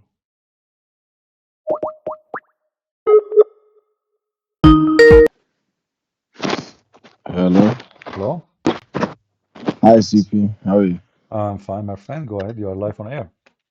Yeah, hi. Yeah, we spoke a while ago about my cousin that was thinking about joining Islam. So thanks for your advice that time. And what So on happened? the What top, happened? What happened with him now? well, I haven't managed to speak to him, but I've just been gathering more information. But he said he's going to call me later on today, so I'm planning to, All talk to him right. about it. Well, anytime he can call me if you want to. Yeah, I think we spoke about it last time. I don't think he's ready for all of that. I don't think he really thinks he could talk to you. But on the topic, you were talking about earlier about or maybe I've misheard. Maybe it was another day, but you were talking about Muhammad being bewitched and all of this stuff, and there's so many reasons why, according to Muslims, he really shouldn't have been able to be, bewitched. The dates, um, and obviously the fact that what was it? Zachariah said, just read the Quran, but he's literally the one giving the Quran. So how could the one that's reciting the Quran or having it given to him the first time be the one that could be bewitched? So it doesn't really make sense how he could actually fall victim to any kind of just regular human magic, let alone Satan or anything like that. Not only that, the Quran make a promise. Allah, He made a promise that Allah He protect Muhammad Yeah, from the of harm. course. So where is the protection, the promise? Yeah, that it never makes sense, because not only did he not protect him from bewitching, couldn't protect him from poison, and the goat story, the sheep story where they ate the sheep, that one really had me laughing the other day, because the sheep wakes up in the middle after everybody's already eaten to say, yo, don't eat me. And it's like, why couldn't he wake up 2 seconds before that to say, hey. So yeah, that story doesn't even make sense. No, And even the if you ending of it, remember, the Sheikh he said that the goat is cooked well done. well done. Yeah, and now supposedly Allah, what does that mean? Allah want to save him, right? Okay, Yeah. so you want to save him, and then he die. I mean, that's mean Allah Yeah. could not do it. And the same time, Uh-huh. not only this, there's more into the story. Yeah. If Muhammad, as a result, the guy in the video, he says, as a result, Muhammad, he died, right? Hmm. Hmm. Okay, so Allah could not save him. No, and he said that he became a martyr, but really Exactly. He the said he story is became a that the shaheed. Yeah, Jewish woman says that, oh, if yeah. you're a false prophet, you will die, and it will be a blessing to humanity if you do die. But if you're from God, he'll save you. And he's like, yeah, my God will save me, and he didn't. No, no, So for that's me, the not only two that. He said, posts. no, he said, Allah will not allow you to do that. Yeah, yeah, To yeah, do what? To and kill just him, right? To harm him. Yeah. yeah. And, And it's funny because I think the only prophecies or the only things that I've ever seen really actually come true from the Quran are two things that obviously just bust apart the Quran. The bit where Allah says that if there's any contradictions, then obviously this book doesn't come from God, and obviously we find multiple contradictions, but also the fact that if he's a false prophet, things like that shouldn't affect him, and even he thinks that, and then suddenly it does affect him. So it's either that Allah is Satan, either he was making it up. In my opinion, there's only two options. One, he was just making it up as he went along. There's no kind of spirit, no, not even a demon, not a devil, nothing, just him making it up, and therefore that's why none of these protections ever actually protect him. Or this is the devil who likes to say things openly. The devil likes to say things and see if you catch him. So he'll say something like, if this book doesn't come from God, you'll find contradictions in it, and then you find multiple contradictions in it. Or he promises somebody protection, but his protection really means nothing. we can say the devil is not perfectly smart. Hmm. Yeah. So he did not Um, make a perfect book. But you see, yeah. actually, about if this book is not made from God, you Hmm. will, my book, I have my book. Does that mean I'm God? I don't have any contradiction. That's a very even silly idea. So Yeah, for if a sure. book does not have contradiction, that is from Hmm. God. Since Uh-huh. when? Yeah, because there's plenty of books and thesis out there that they're not perfect, as in perfect grammar or whatever, but the ideas that they present, they haven't been challenged, or as far as we know, or Yeah, if they they're have contradiction, they truthful. will not pass. Yeah. And the other thing that I wanted to talk to you about, which is kind of a little bit off topic, but the other day you were talking to a Ghanaian, and I'm Nigerian, and he was talking about how in Ghana, they have a very small population of Muslims, but they're basically in every single village, and they basically have their own sub villages, and they basically try and take over. They tell the indigenous people how to live and X, Y, and Z. And he was saying also that he sees what's going on in Nigeria, which Mm. that's one thing I wanted to say to you, is that I know obviously you're aware of Boko Haram and stuff. But Nigeria has the highest population of Muslims in Africa. It's 80 million Muslims, which is even higher than Egypt and places like that.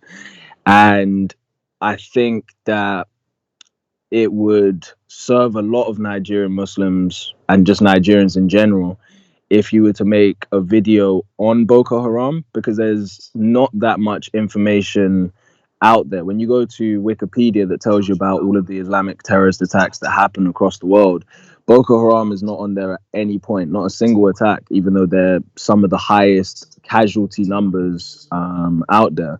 Yeah. And you know, Nigerians know how bad Boko Haram is, but not necessarily everybody else knows. And I also think that Nigerian Muslims, they hear about Boko Haram, you know, on the news and stuff, but they don't, obviously because they're Muslim, they don't want to think it's anything to do with Islam. And I think maybe a video on that or that kind of topic, you'd get a lot of Nigerian Muslims and Nigerian Christians as well We who'd will be try. very We will interested in try. that. Yeah, usually I focus on the biggest terrorist, Muhammad, because you know Yeah. what the Muslim they do.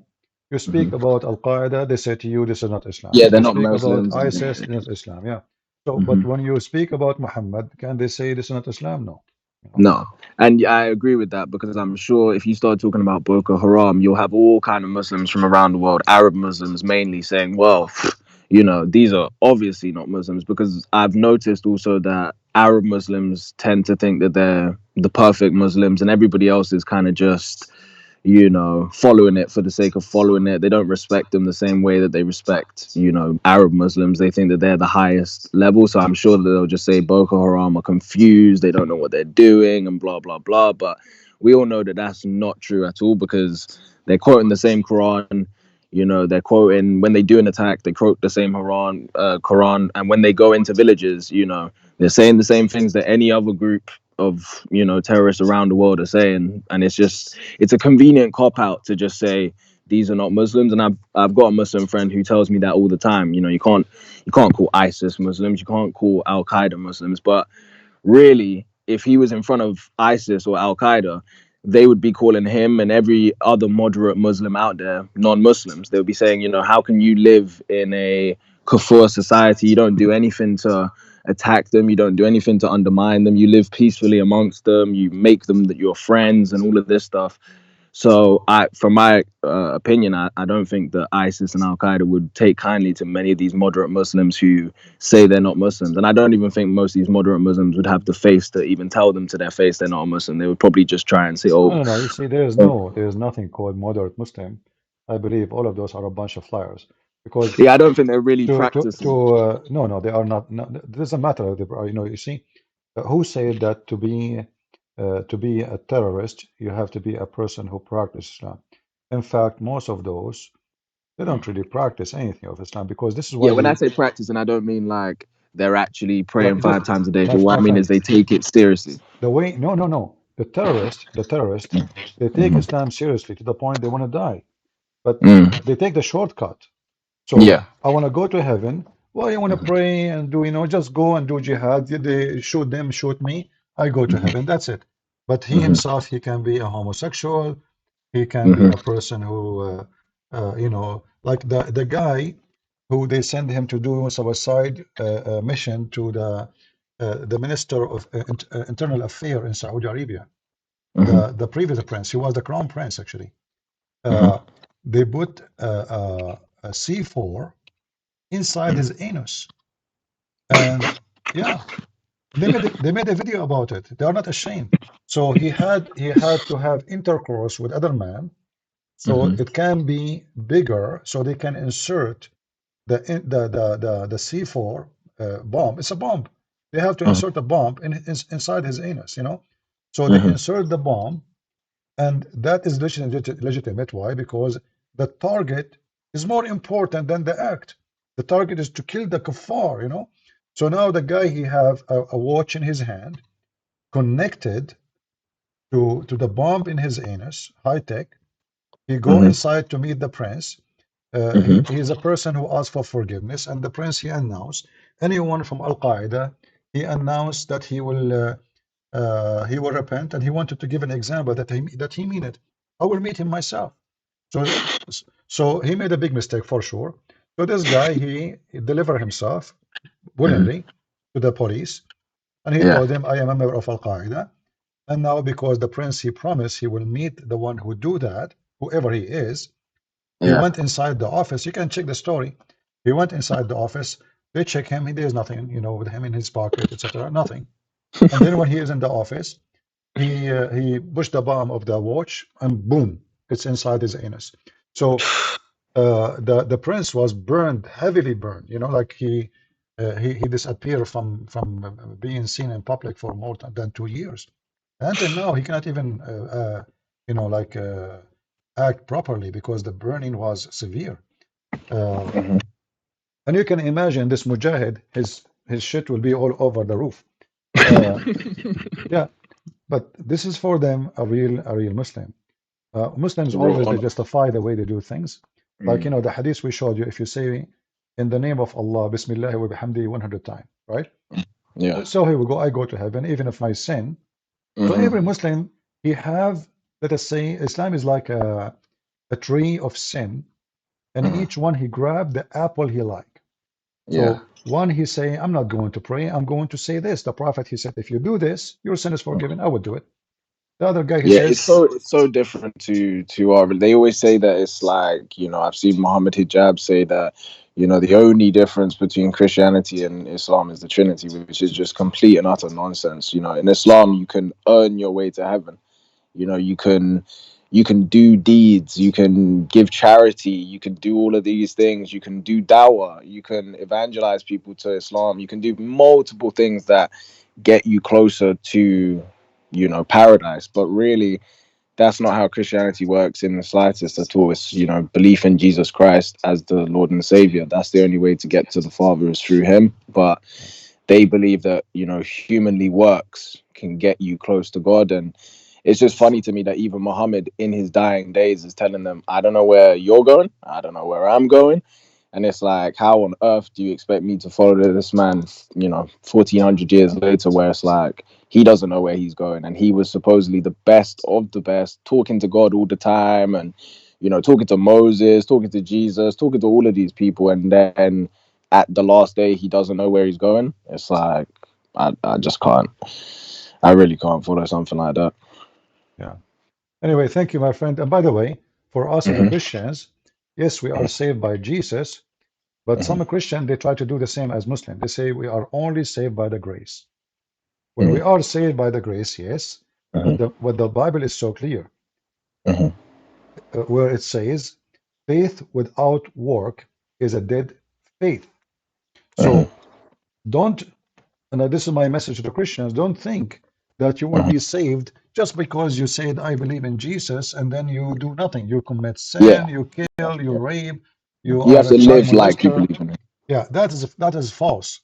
Hmm. So we are saved by the grace of God, for sure, because we don't even deserve it, because Hmm. none of us Yeah. is good enough to We're be all there. sinners. Yeah. Yeah, but that does not mean that That you can keep sinning and just on the last day exactly. say, That's yeah, why I Jesus said, yeah. not everyone says to me, Lord, Lord, will enter the kingdom of my Father, but the one who does his will. Because Muslim, they will say, see, they are saying they are saved by the grace of Jesus, of God. So Yeah, that yeah, yeah. they, like, I played a video of Zach Naik saying that we Christians, we believe that we can go sleep around, drink, do whatever, and then we are saved because we believe in Jesus. No, that's absolutely false. Yeah, absolutely false. And they know that that's not what we believe in either. And if I Yeah, misspoke there, I but didn't mean it some like that. Christians, but some Christians, the way they say things, they made Mhm. the Muslim think this is what they meant. Yeah, yeah. I And meant, you know, we have to be belief in careful. Jesus and living like you believe in Jesus as well. Because, you know, if you believe in Jesus, there's certain things that you wouldn't want to do. If you believe that you're one day going to have to meet him upstairs, you're not going to do certain things, or you're going to really think about your actions before you do them, rather than just thinking, oh, if I say I believe in Jesus, I can do whatever on earth. So that's not what I meant. Yeah. All right, my friend. Thank you for calling. And actually, I Thank you. God found I, bless you. I found the picture of the guy who put a bomb in his anus, Okay, and I found a I'll watch. picture of the prince. Uh-huh. Who he was actually the crown prince, and later they got rid of him. Uh, he burned severely. This guy, he entered his office, and he have a bomb in his anus, and may Allah bless his anus for he was doing it. anus jihad. You know, this is the anus. May Allah receive his anus immediately. You know. Yeah. Yeah. Oh, All and right. also CP, that guy, the one that called you the other night, the Russian guy. I don't know if he's Russian, but he sounded like Russian or Chechen, something like that. Yeah. Yeah, I would say just don't even bother because he's clearly very dishonest. Like, you know, the first couple of times he's just obviously calling to troll you and just say nonsense and then hang up. And I would just say it's a waste of your time. I don't think he's actually interested in. You showed him the last time I heard him call. I was like, oh, okay, he's actually got. You kept on saying to him, "Have you listened? Have you read the Yeah. hadith? He's Have you just. We will read not talk to this?" him anymore because Yeah, he's just a kid. yeah, Anyway, yeah. thank you, my friend. All Somebody right, wanna thank you. call? God bless you. Yeah. Thank you All for right. calling. Bye Thank you. bye. Yeah, this guy, he put a bomb in his anus, and actually, almost he was able to kill the. At that time, this man, he was not the crown prince. He was the minister of internal affairs, which means he's in charge of security. So he put a bomb in his inside him, you know, and boom, you know, yeah, it's an anus jihad. May Allah bless his anus. Wonderful anus. That is the best anus of a Muslim ever, you know. Victory to Allah, victory. They use even their anus. They have no shame. Everything is justified in this stupid cult. Anything. Even man having sex with the man. Oh, he is not being a homo. No. The purpose is they want to make his anus bigger so they can insert the bomb. So what? How we can put it in? How we can push it in? The purpose is not the sexual entertainment. No, it's the jihad. All right? Why the Prophet he did boom boom to Aisha? Because Allah told him. Why the Prophet he if many women, excuse me, because he want to spread Islam, brother. Islam cannot be spread without women vagina. You have, you know, you need to understand. So what Islam is based on, that the logic is awkward and they justify all kind of garbage. Any garbage they have, it's always the excuse is ready. It doesn't matter what you do, what you say. Okay, we have another person.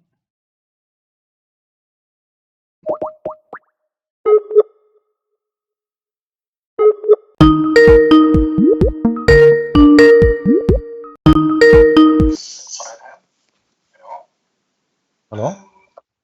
Hello, hi. Mute you too, please. Yeah, no, I'm gonna. Right.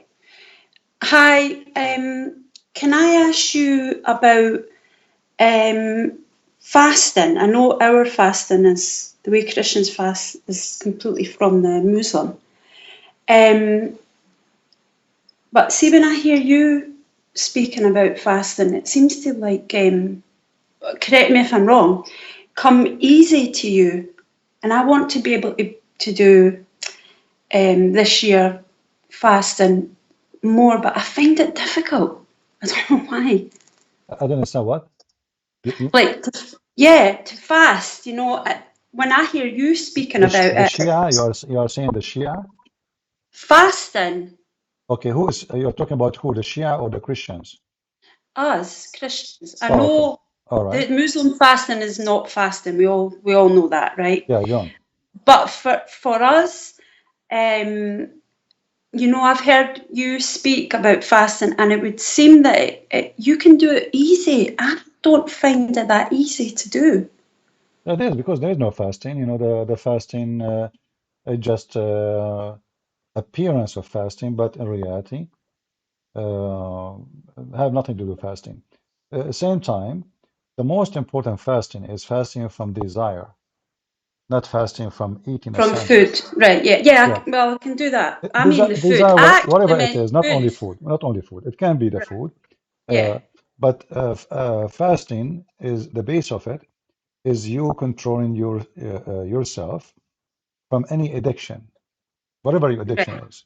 Yeah. So, All right. Oh, in okay. So I'm doing okay. So I'm beating myself up then. I'm actually doing okay. I was talking more about the food. Not that I eat a lot, but I mean, you know, to give your body over to not eating and to, you know, give into that. I just find when you speak about it, I'm like, God, he must be really good at it. I can't do what he's talking about. who you cannot do what he's talking about? When you talk about when you fast, it would seem like you've got it down. You've got it. You know how to do it. I find it difficult. Oh, you mean like me as a daily base in my life? I Yeah. eat You know once a how you day. say about food, and I was like, wow, he's really got this down. I can't. Well, you can. I mean, the depend. You see, if you teach your body something, your body will learn.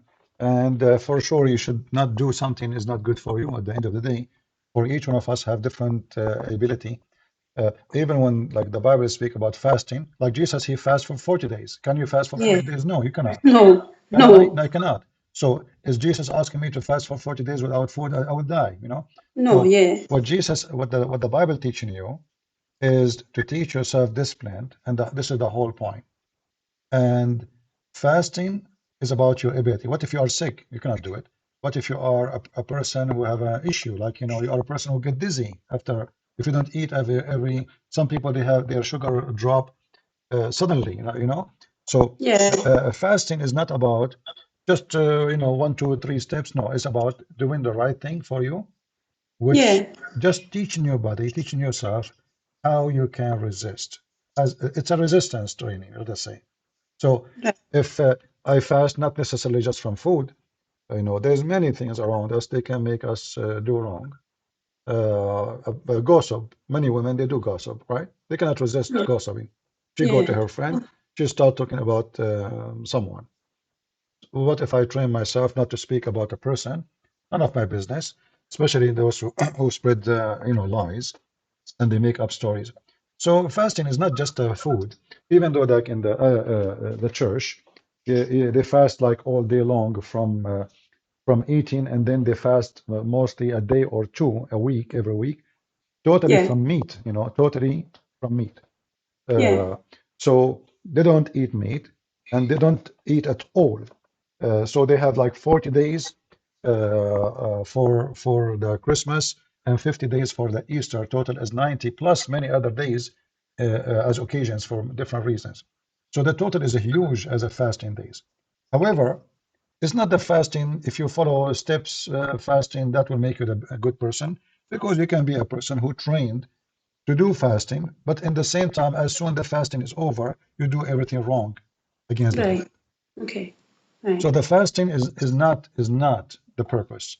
The purpose is how we can reach the point where we are overcoming our desire and our temptation. It doesn't matter what it is. It can be money, it can be drugs, it can be smoking, it can be gossiping. Anything is not Yeah. right. So this is what fasting is about. Otherwise, God don't care for food. You eat or don't eat, who care? You know, this is not really. This is not the Messiah. He made it clear that it's not what you know go inside your mouth, what go from your mouth. So what about Yeah. fasting from speaking wrong, fasting Yeah. from lying, fasting you know from harming others? That is the most important. Otherwise, No, what if I eat? it was, you know, the if you're praying and you want an answer, and then you know when Jesus says this one doesn't go without fasting and prayer. Do you think fasting comes into your prayers like being answered as well, or I'm trying to understand you really, but I'm it's not all right. sure. It's okay. You've said it. You've right. Okay, it's okay. You've reassured me that it's not about food. That's fine. It's just when you speak about it, you seem to do it well. Jealous. Well, you know, you know, I'm for us, jealous of you. I think every one of us here have different capability, and there is some of us they can do better in something better than someone else, you know. Yeah. Yeah. So maybe I can, you know, I can do something better than you, but maybe you can do something better than me in something else. So God, He gave us gifts, and ability, and self-control can change from person to person. I might have a weakness you don't have. You might have a weakness I don't have. So we as a human, God, He understand. He is our maker. He knew our nature. He knew our weakness. He knew our strength, and He will not ask you for more than what you can do. God never asks us to do impossible. Never. You know, never. So there's no impossible of what He asking for, and the impossible is for a human being. After all, it doesn't matter what he do. The impossible is to be God, which means to be perfect. So that is the only impossible for a human being. But God, He never asked us to be God. He asked us to be human, and the way He created us. And the whole purpose of the Messiah is to bring us back to humanity. Human being became selfish. The second you become a selfish, you become an animal. You know, animal. Like if you put a piece of meat for dogs, uh, they snatch it, they fight over it, they kill each other over it. They'll Why? grab it. Because they are animals. Yeah, But if you give a piece of meat for a hungry family, the mother, she will feed her babies first. She, yeah, you know, there is a priority in our life because we are human. We are not animals who will kill each other. Uh, if you see somebody, hungry, you might take a part of your sandwich, even though maybe the sandwich is not enough for you, and you share it. Why? Because simply you have emotion, you have feeling, you yeah, share. You are a human. So the Messiah, He wants yeah, us to come back to our humanity, not by, a practice. The practice is not the purpose. The purpose is to go back where you should be. So when God, He, as an example, He gave us sexual desire. The sex yeah. desire is not the purpose. I think women can control that more than men. I think This is men not think about. about This that. is not about. I'm not talking about this now. Just hold on. So the purpose was not a man just be horny and the women be horny. No, the purpose is Mm. to establish a family. The Yeah, purpose yeah, is if a man and women they don't like to do such a thing, they will not do it. If there's no joy in it, they will not do it. So, but then a human being, he starts using that joy for the wrong reason. yeah. It's not for family no more. It's just This abuse. for the sake Yeah. of the sex itself. So Hmm. so always there is something there. We can abuse the same as food. We can enjoy Yeah. food. God Hmm. gave us a pleasure of eating, right? And Hmm. to enjoy taste, to enjoy feeling good, to give us energy. So God created us in such a way. But we should not worship food and we become addicted to food. So So fasting is about how I can refrain myself from being a slave of something else. It's against slavery. That's why in the Bible it says that when they asked Jesus, this woman, she will be the wife of whom when she go to heaven? He said that he and she, they will not get married. They will be the same as angels. Why? Because what he mean by the same as angels? The Messiah, he free us from our needs. We are slaves of our needs. We need to sleep. hmm. We need to eat. Sex is need. Yeah. Money is need. Everything is need. And then in the process of receiving those needs or try to approach them, we commit sin. So with the Messiah, we are free from our needs. The Messiah is a revolutionary savior against slavery. And the first slavery we meet in our life, we are slaves of our need.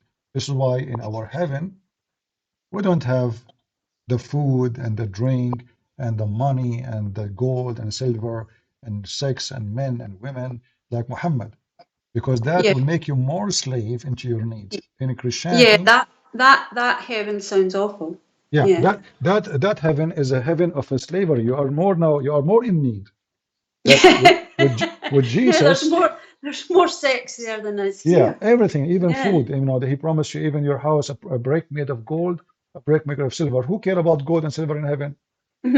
No. Why No, our like you said. Yeah, or when Muhammad he promised a man he will be 10 times more rich than any king. What king? Is that heaven or we are in Las Vegas, Yeah. What are you Yeah. talking about?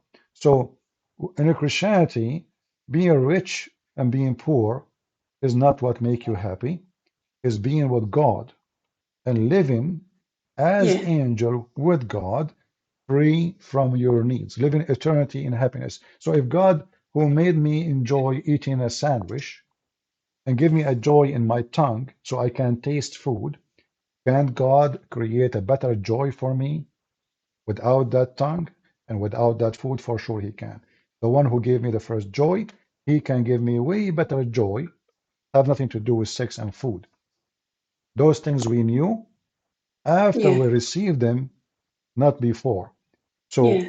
the heaven is going to be different heaven, and we are going back to fasting. We fast from the bad so we can receive what is the good is coming. Yeah. Just were you saying like faith without works is dead? And I thought, I wonder if I should be doing this more. How can I not? How am I not strong enough to do this? No, I'm sure you can. I mean, because simply, why do you hate your neighbor? No. Okay, do you love to help somebody is needy? Yeah. Yeah. So I Yeah. mean, that's what we are talking about. You know, Right. Okay. Right. Yeah. We've made it clear. It's not about food. It's I shouldn't. So, um, thank you, because basically you're saying I have to stop beating myself up. I'm not perfect. It's not about food. I'm doing what I nobody, can, and my sister, nobody is perfect. Who said to you I'm perfect? yeah. I'm the last No. one to be. I'm a guy who walk and he have a gun with him all the time. So what perfect? So, so this is not about being perfect. This is Yeah. about being, you try your best to be Christian and Hmm. like, be the disciple themselves. They did wrong, in the time of Jesus. The disciple themselves. So, like Peter himself, the Messiah called him. He said to him, "Stay away from me, Satan." So if Peter himself, he did something, he said something, made the Yeah. Messiah so upset from him to the point he called him Satan. So I will be called Satan every day then, Uh, but the point Yeah. is, I will try my best to fight. We made a video before, if you remember, last week Yeah. about The will. the wolf inside you, Yeah. Yeah. Really, really enjoyed that one. Yeah, Yeah. the wolf Good. inside you always try to take over you.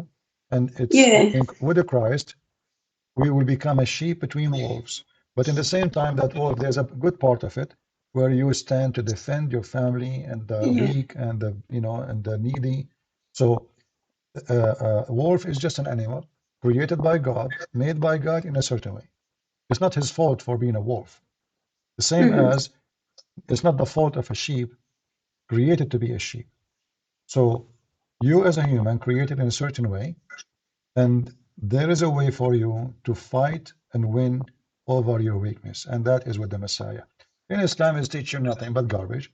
It teach you a man, he see a woman, if he got horny, he go to his wife. But this is not. Why you are even staring if this is not right? You know, why you keep Yeah. looking until you get excited, and then you're Yeah, advising the and the guy to go. fact being that it's not even about the wife. He's Yeah, on to the wife, but it's about his mind, and his mind is on someone what else. Muhammad he do, he justify his evil and he blame always somebody else. So the woman walk by, he claimed that she is the devil. She advanced in the image of the devil, but the woman did nothing. It was his own thought. Yeah. Everything is in the mind.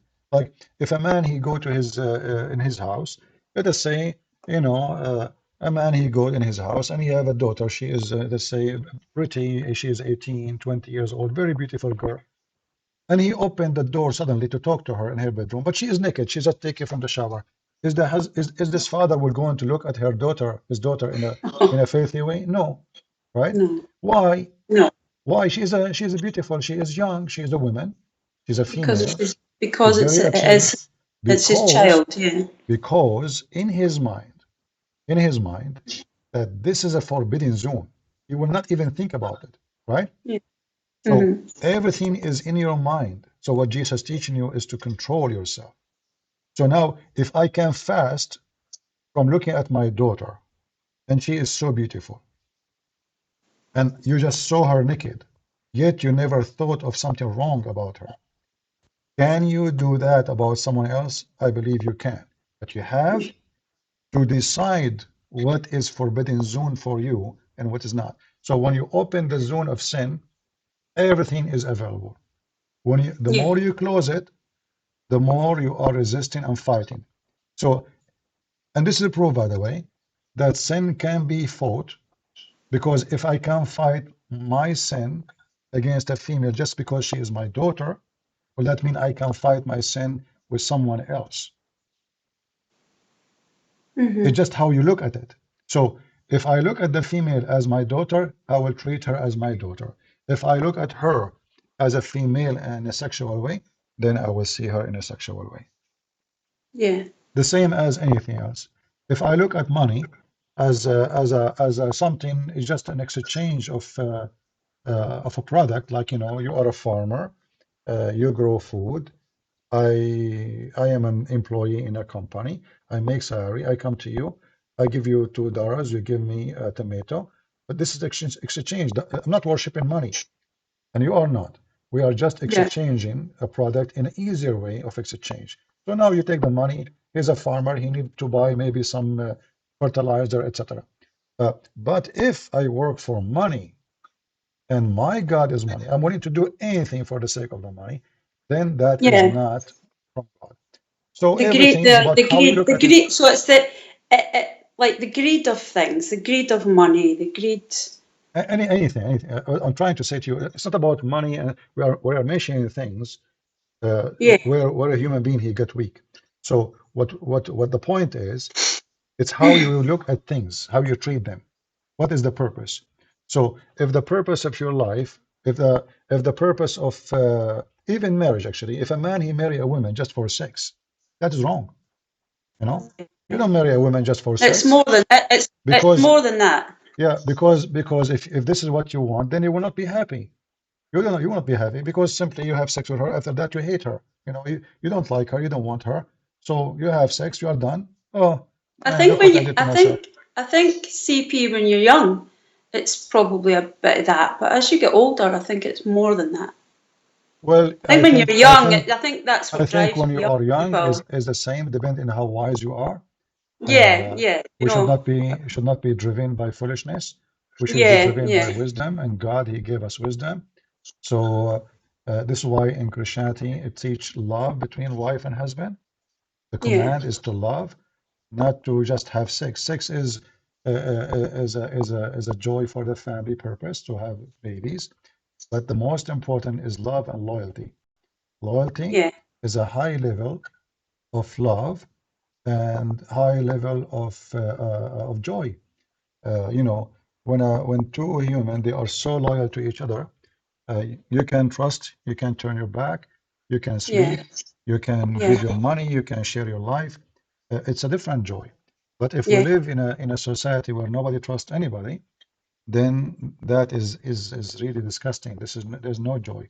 You know, if I go in the airport and oh, there is only empty chair, but now if I go to buy a sandwich, I have to carry all the stuff with me, and I have to carry my bags because I cannot trust leave it there.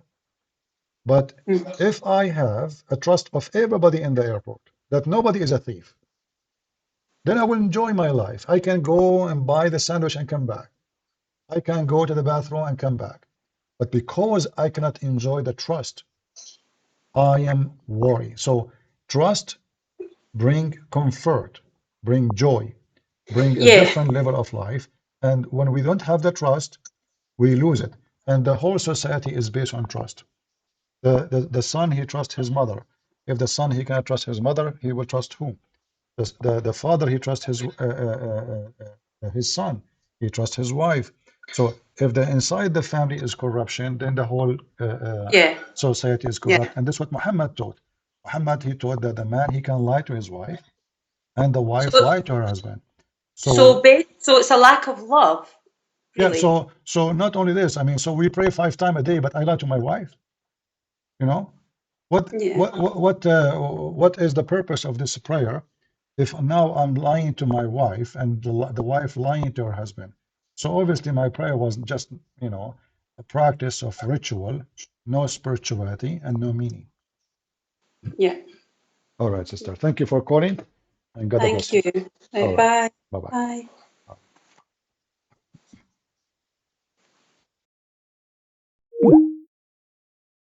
Well, I hope, like, when we answer people, we able to explain more and help them in their understanding. Uh, Islam focus on ritual, in a stupid ritual. Like, you kiss the black stone, it erases your sin. You say Bismillah wa bihamdihi, like in the in the name of Allah, and praise Allah 100 times. Your sin is forgiven. That is a promotion actually for sin. It's an encouraging for sin. In Christianity is the opposite. The Bible speaks about in tons of times about how people they praise God with their tongue, but in their heart they are evil. So praising God doesn't make you a good person. Not by your tongue. You praise God by your act. Praising God by tongue, it can be, especially if people can hear you. If I am alone, before I eat, I pray, but nobody hear me. If I am with a friend, I say a few words. But if I'm alone, I don't even talk. I don't say anything. In my mind, I pray to God, thank you, God, for the food, plus us, and I eat. 2 words. I do not need to make a speech. So you praise God for the gift you receive in your heart. You praise God for the work you were able to accomplish if it was good. And then you condemn yourself when the work you did is wrong. That's why the Bible advises us to confess our sin. The sin confession is very important because it helps mentally, the human being, he feel guilty. This is why people even they go to see a shrink. Like when you have somebody you talk to, listen to you, you feel better. You feel like, the what inside me is out. Like finally I was able to talk to somebody. So confessing your sin is very important, but the most important is not just to say the sin you did, is to fight it. What is the purpose of this confession? I'm saying it to share with you and to announce myself that I'm fighting this. I don't want it no more. I hate it. It's not just, telling my sin to someone I have no business with it. And for sure, you have to be sure you confess your sin to who? To someone you trust, not to someone who will go and, publish your news everywhere. There's a lot of garbage there. All right.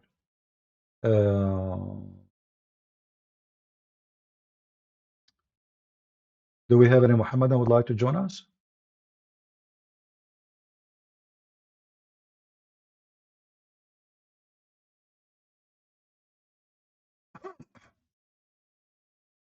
Can I ask if you are a Muslim, not an insult if you are not? I know what does that mean? Any Muhammadan?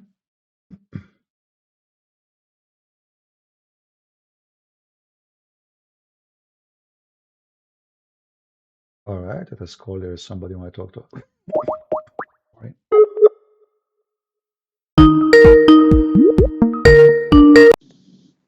Hey,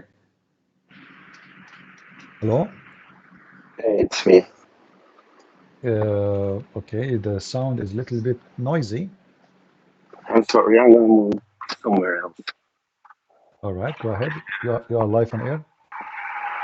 Yeah, Christian Prince, I just wanted to say that, for about a year I've been listening to you, and I found you when I researched Islam because of I was engaged actually to a Shia Muslim. Because of what?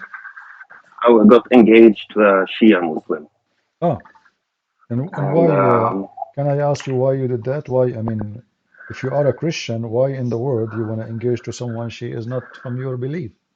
yeah, that's a good question. You could say that I was clouded by love and also being a lukewarm Christian, as they say, not like practicing properly. Okay, so now you're still engaged to her, or No, you? no, thank God I'm not, because when we got engaged, she wanted me to convert. They don't allow men to marry Yeah. Muslim women. So I researched and began to read the Quran because they say that we share the same God and all that stuff. And I quickly found out like this is not a God of love at all from the Quran and the Hadiths and the scholars. I couldn't believe that she actually wanted me to convert where I can, beat her and decide where and when she goes out of the house and all that stuff. And I asked her like about this stuff, and like many other Muslims, they just decide and pick and cherry pick like what they believe and want to follow. And just like say, okay, I want this and not that. And then I found your videos and asked her about it, and she was like, "No, you have to do this and not that." Like very cherry picking. Mm. And that's the thing with most Muslims. Like when you debate them, they just decide like, "No, we don't. That's not true." And even though it says like clearly, they say that's not in the Yeah, Quran. they deny, but we can prove it easy that their denial does not change anything. Right. So when you debate Muslims, it's better to just let them talk, and they will set themselves into a corner Yeah. eventually. But they're always like sneaky. So, anyways, that didn't go well. That relationship ended, and I began watching more your videos, and it led me much closer to God today. So I quit like all the stuff that I was doing before. So now I'm much better in that regard. Well, I'm And happy also I for you, have my friend. some, thank you. And also I have some girlfriends, just friends. And I'm from Norway, and we have a lot of Muslims here, and it's a very leftist country, so they're very tolerant to Islam and all that stuff. And what scares me is like one of my friends, she got to know just like me, a Muslim and a Turkish one, and she was beginning to lean into the religion, and I tried to warn her about it, like showing her from the Quran and all that stuff. But when someone like me mentions stuff or criticizes Islam, they just call me Islamophobe and racist and all that. So I bought her two of your books actually, the Sex and Allah one, and gave it to her for Christmas. And after reading that, she decided not to go ahead further with that, and she actually opens up more to Christianity now. So that Mm. helped. Well, it sounds good. They try to frame us with titles like Islamophobe, but the fact the one who have a phobia is the Muslims. They have phobia from pork, they have phobia from the Jews, they have phobia from the Hindus, they have phobia from cartoon, they have phobia from everything. And yet they claim that we are the phobe. You know, they have phobia from the Bible, from the cross, from anything. I mean, this is the religion of phobia.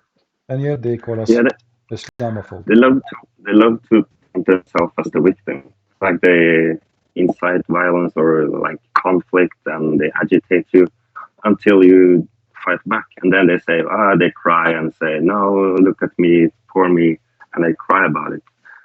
It's their tactics always to be the victim. Yeah. Well, thank you very much, my friend, for calling, and we hope that I Sila just will want to say find one more thing. all Can I, right. Okay. can I say one more thing? It's for the audience actually. Um, be sure to like this is not only entertainment, so this is educational also. So take notes so you know when to, how to engage and debate Muslims because we have to expose them and point out the hypocrisy everywhere.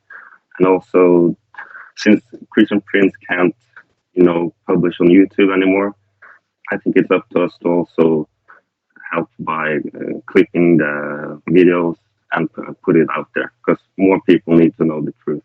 Exactly. Well, thank you very much for the advice. Thanks, bye bye. Thank you. God bless. Bye-bye.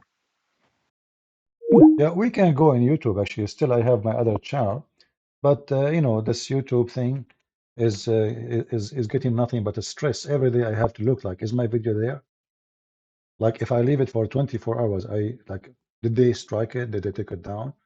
Did they send me a warning? You don't know even the channel will be there tomorrow or not. So this YouTube became a very stressful place. And, welcome to San Francisco. What you expect? Uh,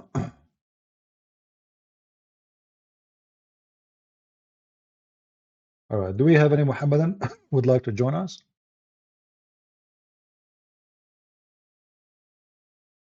What do you think about Jalaluddin Rumi, Al-Ghazali, and other so-called Sufi mystic in Islam?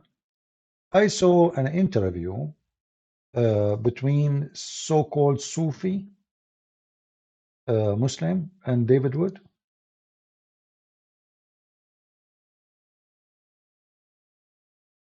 And I watched part of it.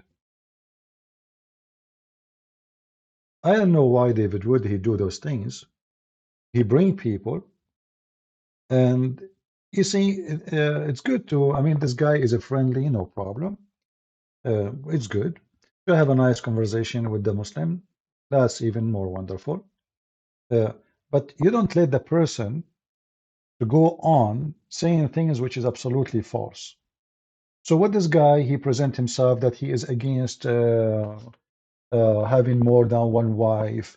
He is against beating a wife. He is, the Sufi are not like the Salafi. This all is false. Go check out how many wives Qadarov he have. Go check out how many Erdogani. I mean, all the Muslim Salafi, Sufi, they have many wives. What this guy is talking about? So we bring a guy, and he starts saying things which is absolutely far away from what they believe. Like the way the interview, if you watch it, it sounds like, those Sufi are nice, friendly people. They don't harm. They don't. Those are the most aggressive criminal in the history of Islam. How many Armenian, the Sufi mystic they killed? How many Assyrian? How many Syrian? How many Iraqi? So we bring a guy, and he, the guy is a friendly, and then you see the comment. The comment is so positive about how wonderful the Sufi. But the reality is the opposite. Like that David would say, oh, but you know what, Sufi, they did this and this. Actually, the guy himself, he mentioned Salahuddin. Salahuddin is the biggest rapist in history. He mentioned Salahuddin as one of those Sufi. What is this? So we bring a guy, he pure his lies all over the place.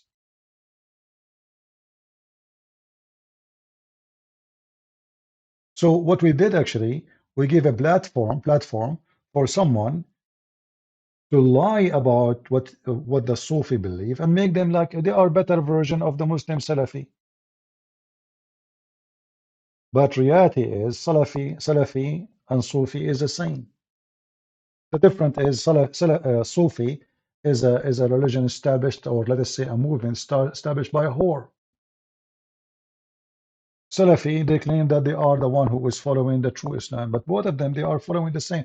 Do those people believe in beating wives? He said, I saw in his interview, that his wife says, and he mentioned how, like in a funny way, how his dad, he say it. He says, two wife is bad life, right? Two wives is bad life. What does have to do with this? Is that what this Sufi believe, or this what his dad? Maybe his dad is poor, but that is not the Sufi.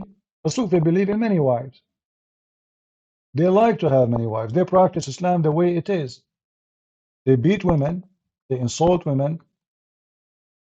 The difference between them, those Sufi, they like to dance. They like music. That's all. When this a group of people, they found Islam very solid, solid as a concrete. I mean, not solid as a belief. Solid as a concrete. It's dead. There's nothing there. There's nothing.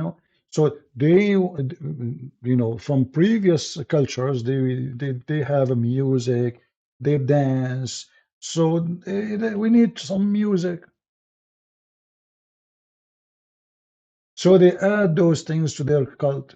And then we need a leader. Okay, the caliphate is God. So the Salafi, they say we should accept only the caliphate. Well, the Sufi, they say it's the same. But there's no caliphate now. So what we would do, we have a sheikh and he will be our master. But the Muslim Salafi, they do the same. Osama bin Laden is a master for his group. Every group have a master. It's the same.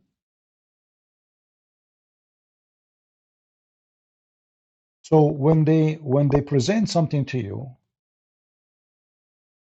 in those interview, Christians, sadly, they promote lies without knowing. Like if this guy is talking to me, I will say to him, hold on, what are you talking about? You are the same. Okay, you said your dad is against having multiple wives, but is that what the Sufi teach? Are you against the Quran? Isn't it the Quran say? So, you know, we put words between the lines and we make ourselves look different. But in reality, Sufi are more aggressive. Is Qadarov and the Shishan are friendly Muslims? What this guy is talking about? Yeah? What they are talking about? So they, you know, the interview, all of it present like, okay, oh wow, those Sufi are really people of philosophy, and they have a different level of understanding and respecting others. This is not the case. This is not the case. There is nothing called Islamic mystic and not mystic. It's just, you know, words. They are empty words. They are just empty words. They have no meaning. All Muslims, they believe in the same garbage. There was a program of Ahmadiyya in Arabic. So I made a video. In the program, they were talking about beating wives. Ahmadiyya in Arabic teaching that beating wife is the right thing. I made a video about them. YouTube removed my video in 15 minutes, not even 15 minutes, in the speed of light. If you speak to Ahmadiyya, they try to present themselves that they are different. We are really not the same, you know. Ahmadiyya are very friendly Muslims, but this is only when they are a minority between the majority. When Ahmadiyya is the majority, they will kill you. When Ahmadiyya is the minority, and this is the case for all Islamic sects. So when a Shia are living in Egypt, the Shia, they have no voice and they are victims of discrimination. So they behave and they try to present themselves differently. But when the Shia are majority in Iran or in Iraq, is a different story. And this is the same scenario everywhere. So Sufi is no different. All those names you hear from time to time, they hate each other, yes. They are very much divided. But at the end of the day, all of them, they agree with certain things. Violence, hatred, and enmity to non-Muslims. All of them. You will not find one of them. Don't believe in that. So this interview, I found it very funny and very silly and present nothing of truth. Absolutely nothing of truth. And you know, like when this guy, he mentioned Salah ad-Din, shouldn't David Wood ask him, okay, tell us about Salah ad-Din. He was a good Sufi. Salah ad-Din, he slaughtered tons of Christians. He was a rapist. He was a criminal. You know, what is Salah ad-Din? You know, people, they reach their history from TV. Like there's a Western movie about Salah ad-Din and the Crusade. All the movie is false. Not a single incident in the movie is true. It's a movie. And people now, they think that this is what happened.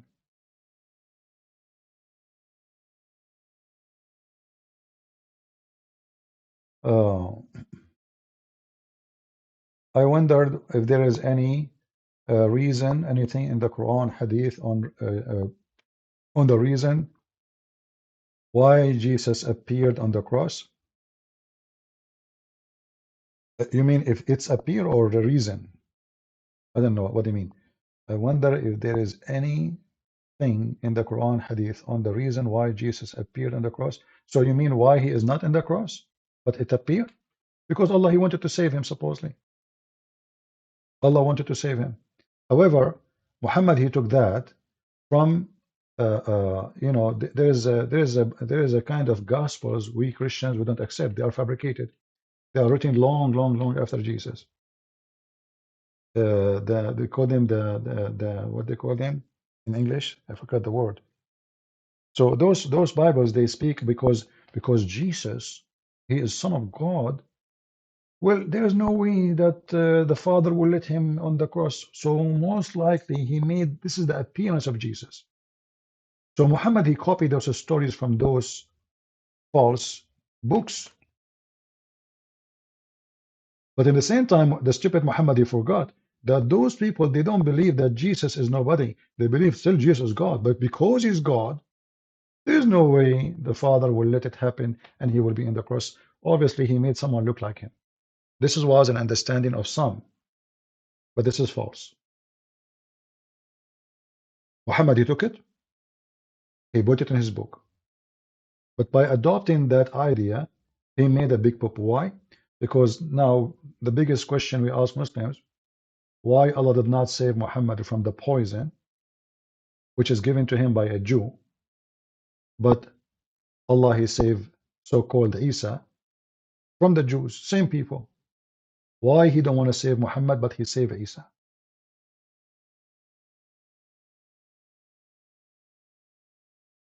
So Muhammad, as the Quran says in chapter 9, verse number 60, he's an ear. He's an ear. He listened things, he copied them, he put them in his book.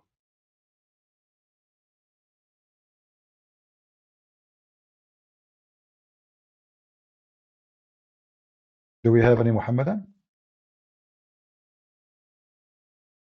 Don't forget to subscribe. And if you are a Muslim, please feel free to call us. We will be happy to have you. And we encourage Muslims actually to debunk what we say. They don't dare. You see, I wonder actually why even Muslims they line up to talk there, but nobody wanna come here. Because there they can survive. Here they have no place. There is a friendly conversation. It's a chocolate, coffee shop. You say whatever you want. I say whatever I want. We laugh, you laugh. There's nothing serious. When I listened to it, I was like, what? This is really what Sufi is about? That's it? They don't believe the guy, he said he took two women to the Salafi mosque, and those women, the Salafi, they start asking them, like if they are married, if they are single, and I said, oh man, they are looking at them. So now he is the Sufi. They don't do that? They don't? The Salafi, they do that? The Sufi, they don't? Really? Are you serious?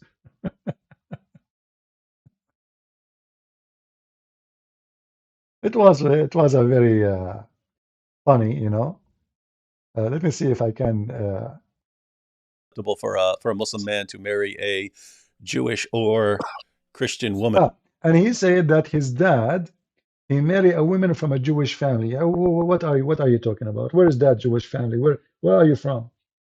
Where is Jewish? I mean, you can say whatever you want. And then he claimed that he is a half Jew, half. So if your mom, she married your dad, and you claim she is from a Jewish family, and now you are half Muslim, half Jew as an ethnic, and your name is Jesus?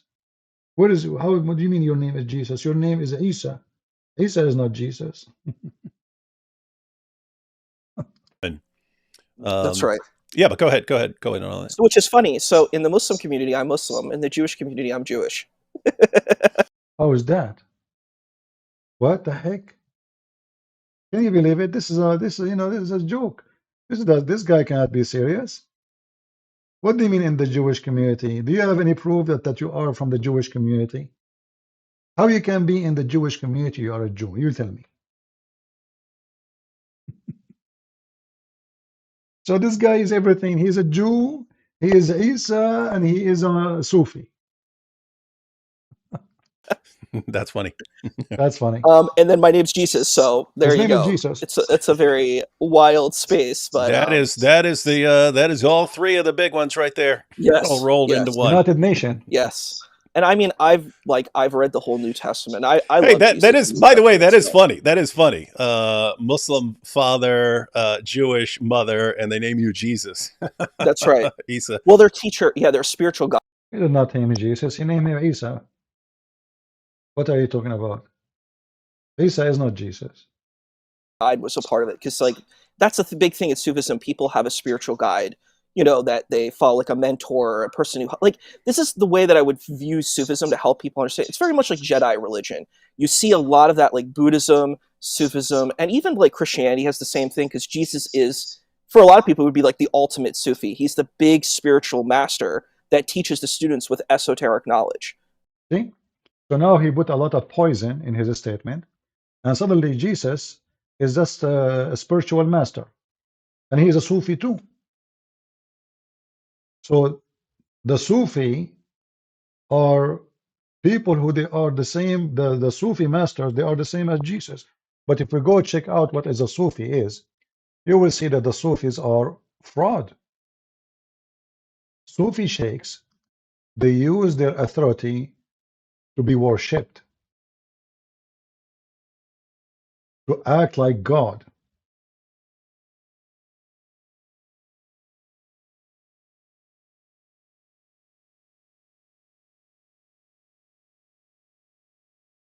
If we show you some videos, you will die laughing.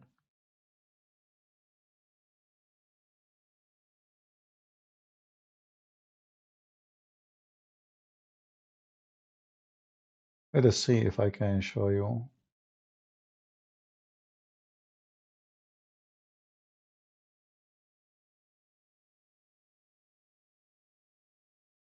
Music and dance and hold on.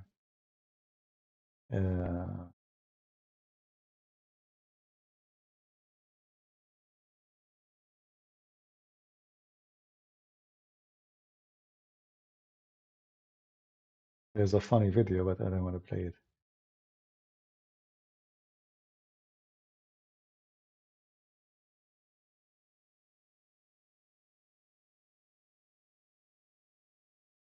Those are the Shishan, the Sufi Shishan. Let us see, hold on. The Sufi Shishan. I just found this one. I was looking for something else to show you how the Sufi leaders are. You will die laughing. It's just another form of paganism mixed with Islam.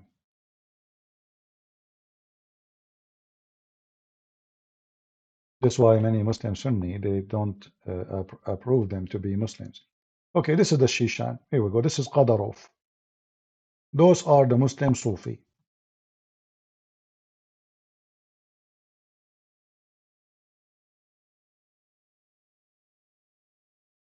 And now they are worshipping Allah. So those people, they are pagan. They converted to Islam by sword. And now Islam forbidden music. There's no music in Islam, haram.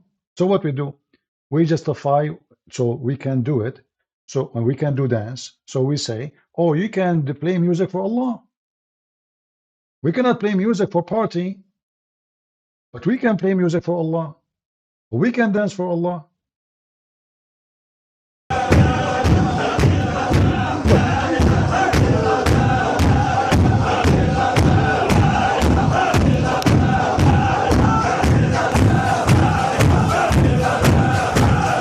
This is the Sufi.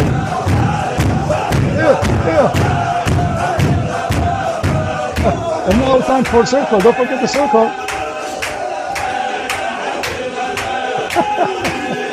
What is this? Kadarov. And the one out of the circle, they are still moving. Look, and now faster. Faster. What is this?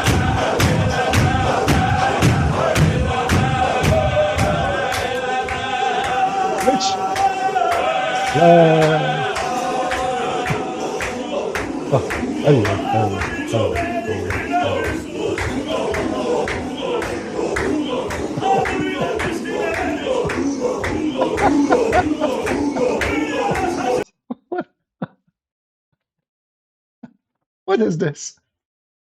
So, you know, they present for you a very false picture of so-called Sufi. Sufi is just a state of mental illness. Those people, they are under a lot of stress in their life. and they try to find a way to get away with their stress because Islam forbid everything.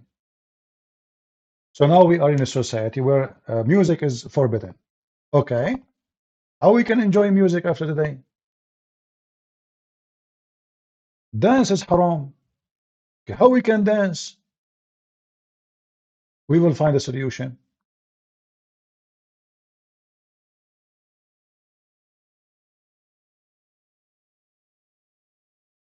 All their behavior is to get out of what is forbidden. As simple as that.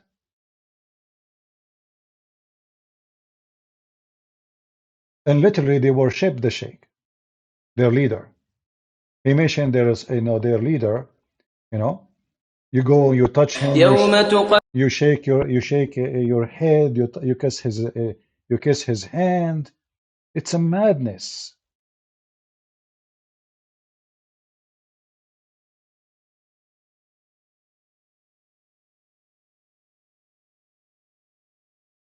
This is the Sufi.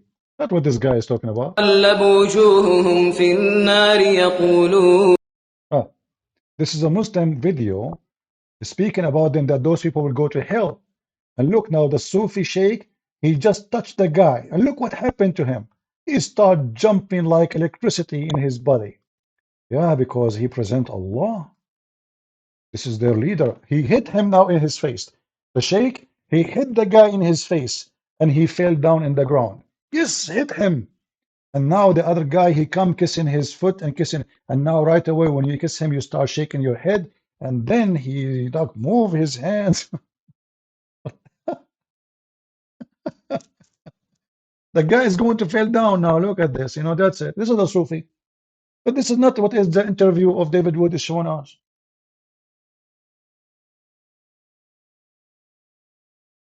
This is not what the interview. Anyone who watched the interview of David will think that this is a serious religion and there's something good in it there. But it's nothing but a scam. Look at this.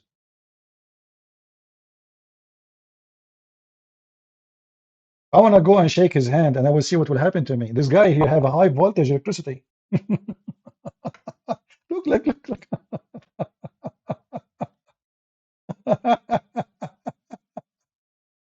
Oh boy.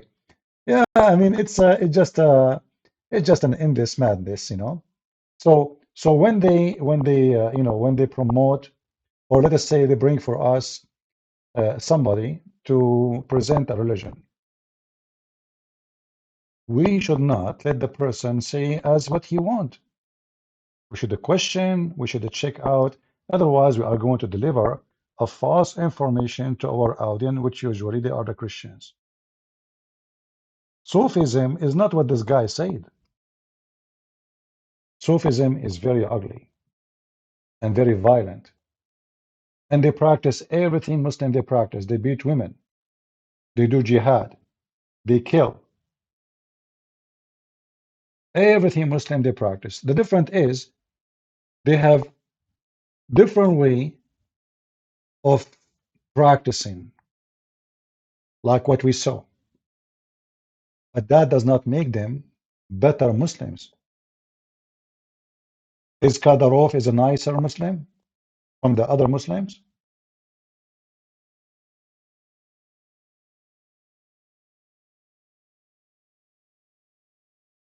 Sadly, those interviews actually can deceive a lot of Christians. Uh,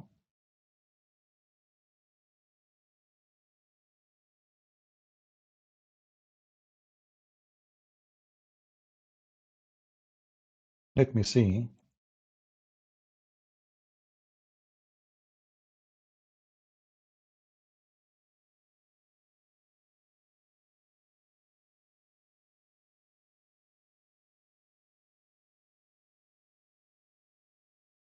Yeah, let's see if we can show you this one. And they copy each other.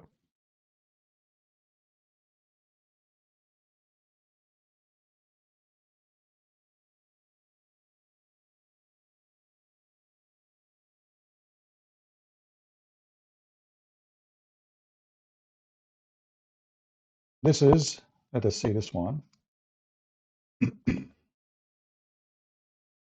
This is one of their big leaders, famous leaders. But let me see first what the video is about before I play it for you. Hmm.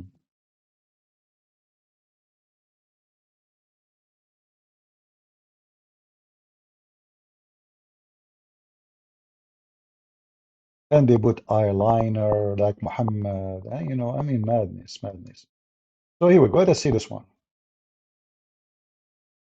This is one of their leaders.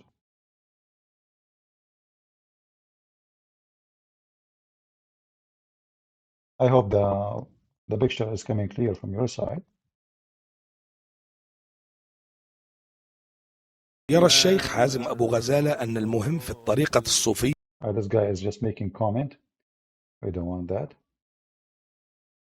We thought he was going to do. Yeah. So this is one of their sheikh. He is a leader. They kiss his hand. They believe he can send them to heaven. He put eyeliner around his eyes, as you see. You know, if you touch his hand, you go to heaven. Look at this. You know, you dance. Yeah, you know, you dance. Uh-huh. Yeah, yeah. And now we see the music, and you know, what is this? Look at this. The guy is jumping like a monkey in the front of the sheikh. Yeah, it's a party time. Yeah. What this guy doing? Look, you know. Yeah, those are in Egypt. Yeah, faster. Come on, higher. You know. Yeah. What you can do? Faster, faster, faster. Come back, come back, come back. Go back, go back, go back, go back.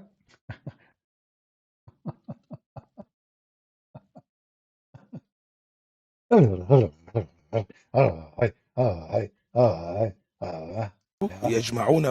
Yeah. Too bad there's the original sound is not there to play it for you. Maybe I can find the original sound, you would die laughing. What is this? And not to mention the crimes they do. From sex with the children to discriminating women to everything is garbage. But if you watch the whole interview with David Wood, oh, those Sufi are really nice people, you know, very friendly, very, very nice. You would like to be with them.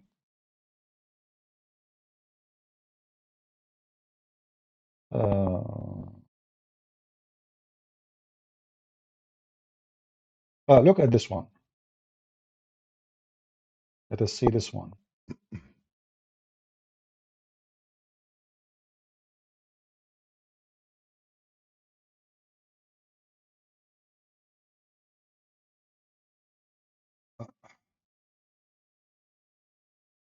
Give me a second.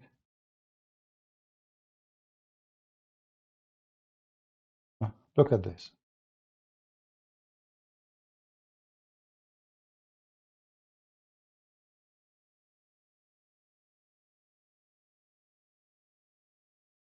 Let us see the sound. Where is the sound?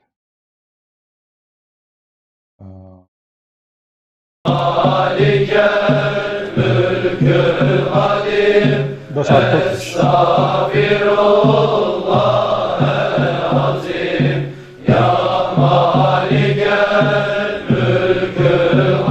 Aman Rabbi Aman.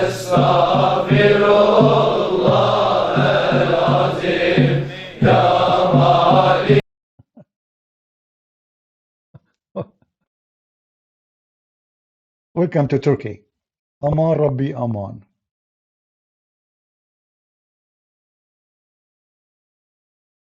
You know, the Lord, he said, from their fruits you shall know them. Here in this interview, there's nothing but false information. And what make it more not right, that David Wood, he just received the information. He don't question it. He don't say, oh, so you Sufi don't beat wives? Oh, so you Sufi don't marry multiple wives? Oh, you Sufi don't have sex with the children like this Salafi? So the conversation was about Sufi versus Salafi, but there's no true information about the Sufi.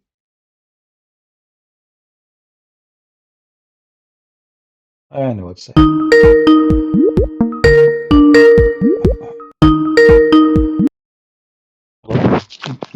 Christian Prince, sorry to interrupt, but can you please play the video of them dancing in the circle again? That one was I don't killing me. understand. Hold on. What? Can you please play the video of them dancing in the circle again? You know, the one where they were going around in the circle, stomping on the floor. That one was killing us, please. Yeah, you can search for Sufi dance. You will find tons of them. You will find them. Okay. All right. Do you know the title of that specific one? The one I saw actually that doesn't have the original music, original sound.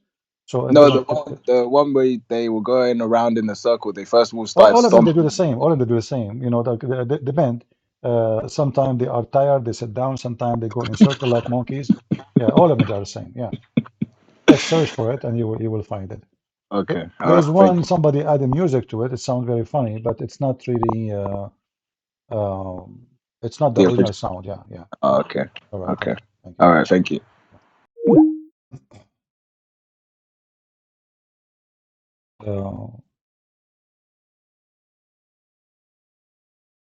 Let us see. This is a Sufi. Hold on. This one is a nice Sufi. Okay, this is a Sufi. They are now worshipping Allah, brother. The Sufi. And now when you receive the inspiration from Allah, you will do something special.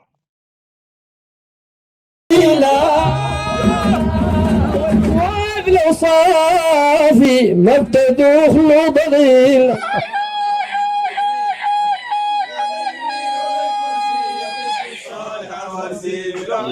يوم به تعليم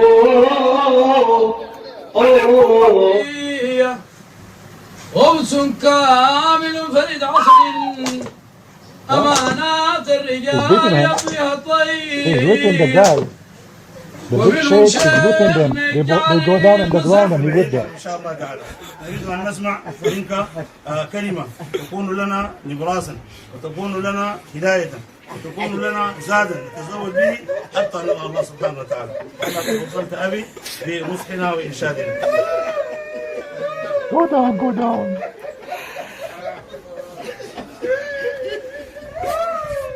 This is their master now.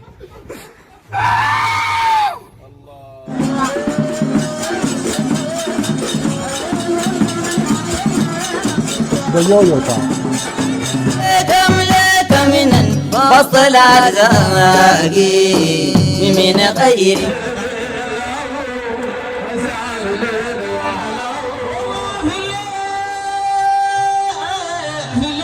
Anyway, by the way, there is some false Christians. They do some crazy stuff too, but those are not. This is not nothing to do with Christianity. The Muslim they will say the same to you. They will say this is have nothing to do with Islam. This is what they will say to you. Well, but those are still Muslims. And when you ask Muslims how many Muslims there's in the earth, they count all the Muslims in Turkey. Okay, do you count the Sufi Muslims or not? They count all the Muslims in Chechnya. They count all those in Egypt. They count the Sufis. There's a massive number of them. So what you say to us 1.6 billion, you should say maybe 100 million Muslim left. Shia are not Muslims. Sufi are not Muslims. Ahmadiyya not Muslims. Durus are not Muslims. Blah, blah, blah, not Muslims. So who's a Muslim? When they want, they count everybody.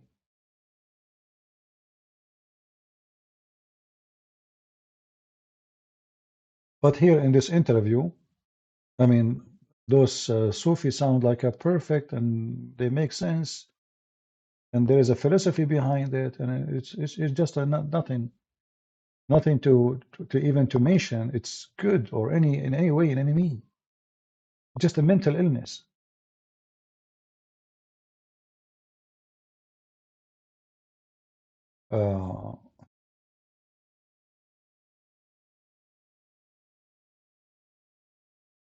Let us see this one. Hold on.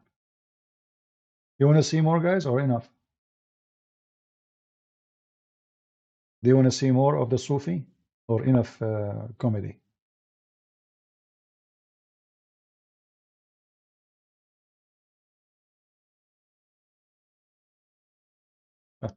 Now imagine you spend the whole day, not to mention, they bring women. A woman, she cannot have kids. The sheikh, he makes something called mawlid. This is mawlid, by the way. This is called, they call it mawlid or mulid. So they bring women to the sheikh, and by the help of Allah, they will have a child in 9 months from now. You know what I'm talking about. And look now his dress. Do you see the dress? Supposedly now they are presenting the poor ones, but they are not poor. So why you make a dress like this? I mean, if you are poor, like in the old days, if somebody is poor, like he put fabric from here, he have a hole, he cover it with different color, whatever he can find. So now he is supposedly they are the poor.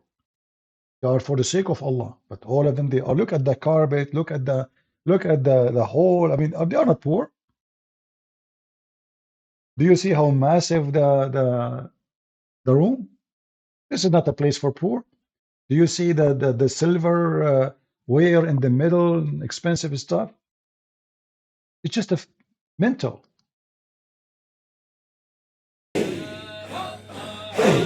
لا.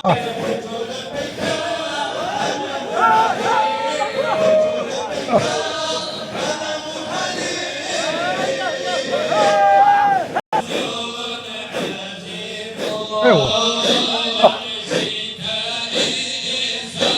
drugs حشيش.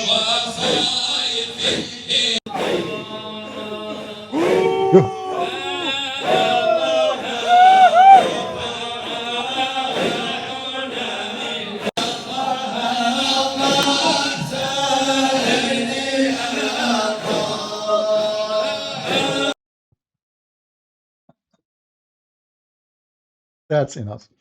Yeah, and there is even women. I mean, there's the crazy stuff. Like if I search right now for, let us see, hold on.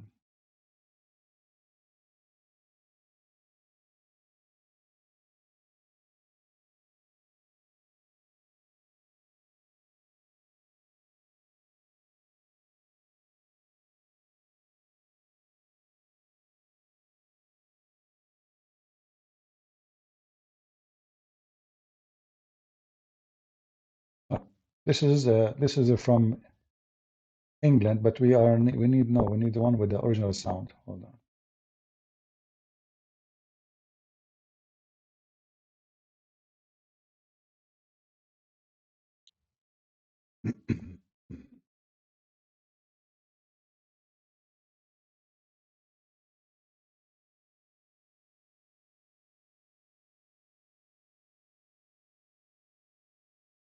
Oh boy.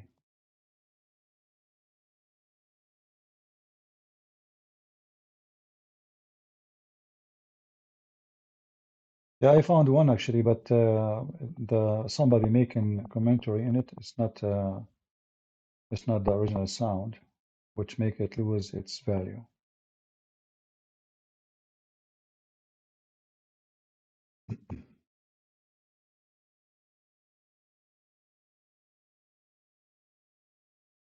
It is.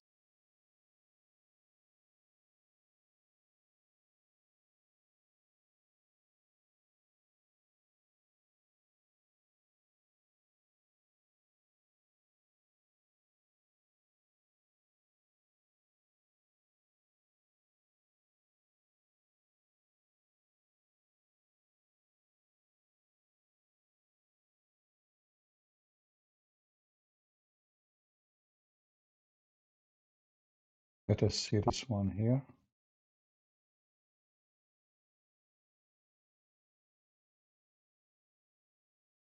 Well, this one is over R-rated, so we cannot use it. Let us see this one. Yeah, some of them, they are very dirty, actually, very dirty. So we have to be careful. And I'm serious about, the dirty thing. Oh, this one maybe is acceptable. So those are Sufi.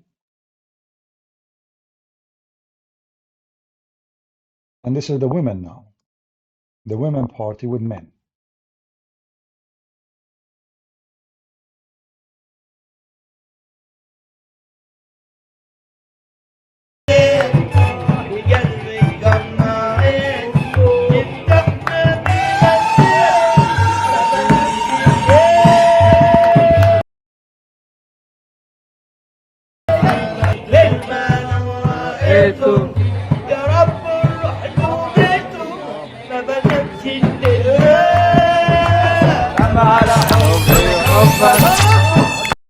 look like somebody made this video. We cannot even watch the original one.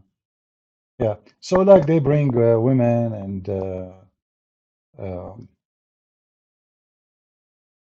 yeah, too bad they have to add their stupid things to the video, so we cannot watch it. Let us see. Maybe we can find something here.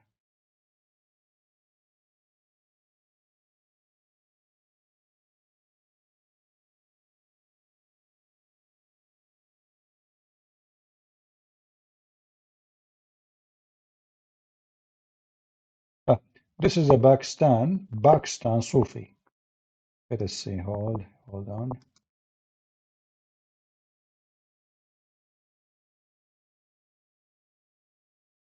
What the heck is this? Is that for real or?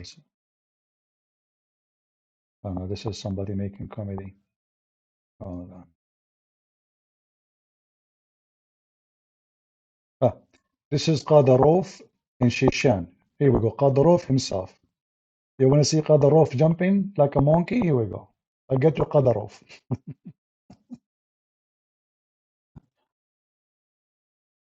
Mr. Qadarov, a true Muslim, drug dealer.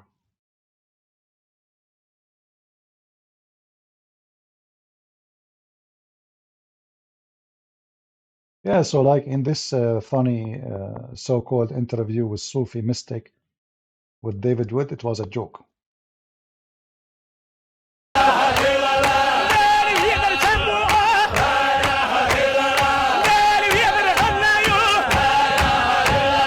في Qadarov.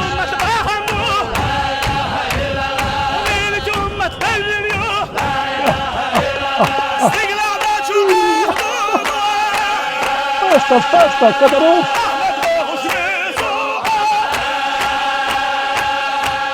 Look at Qadarov. Look.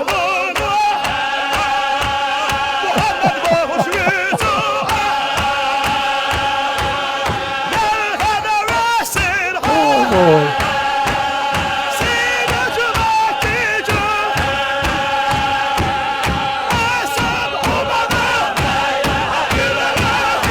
Hold on.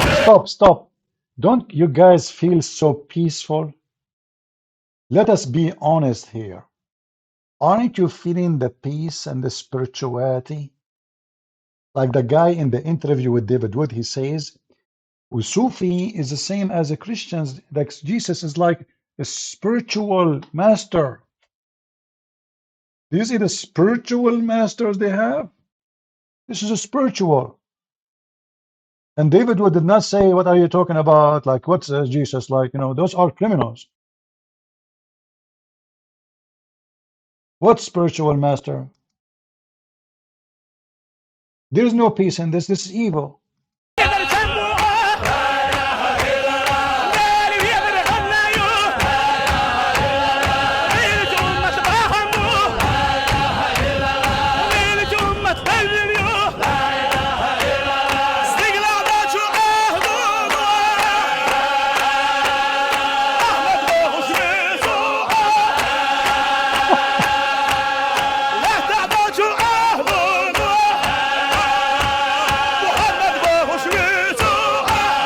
Look at Qadarov. Look at him.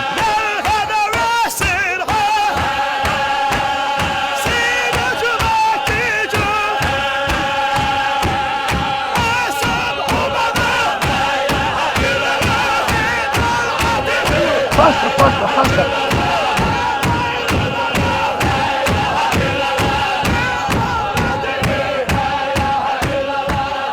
Медична лабораторія.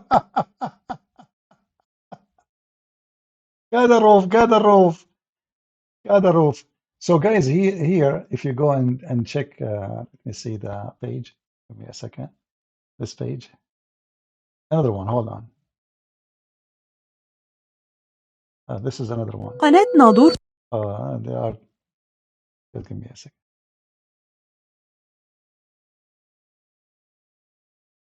Qadarov.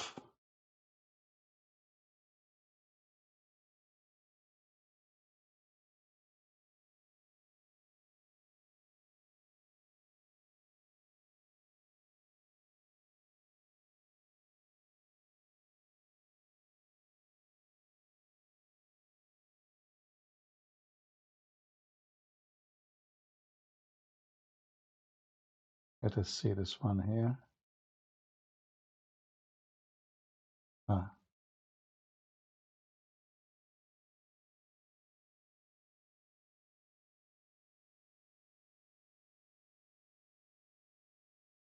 There is some of them, they are really dirty, but you cannot show.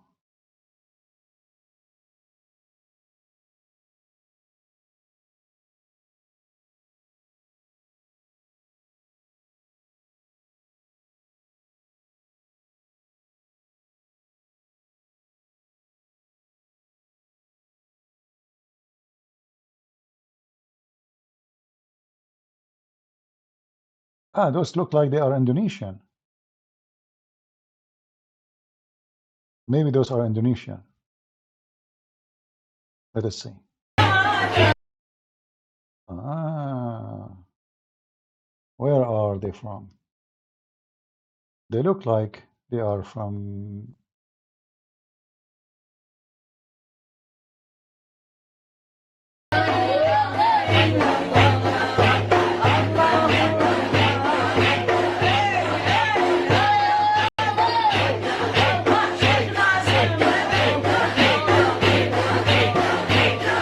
I don't know.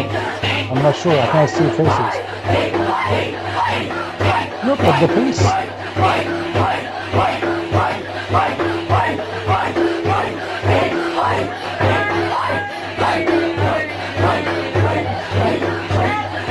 Oh, she's white. She's white. She's not Asian.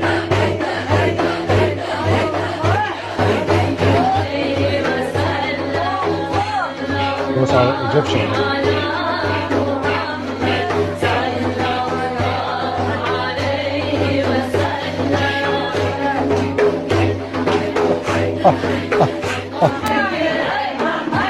Hey, hey, hey.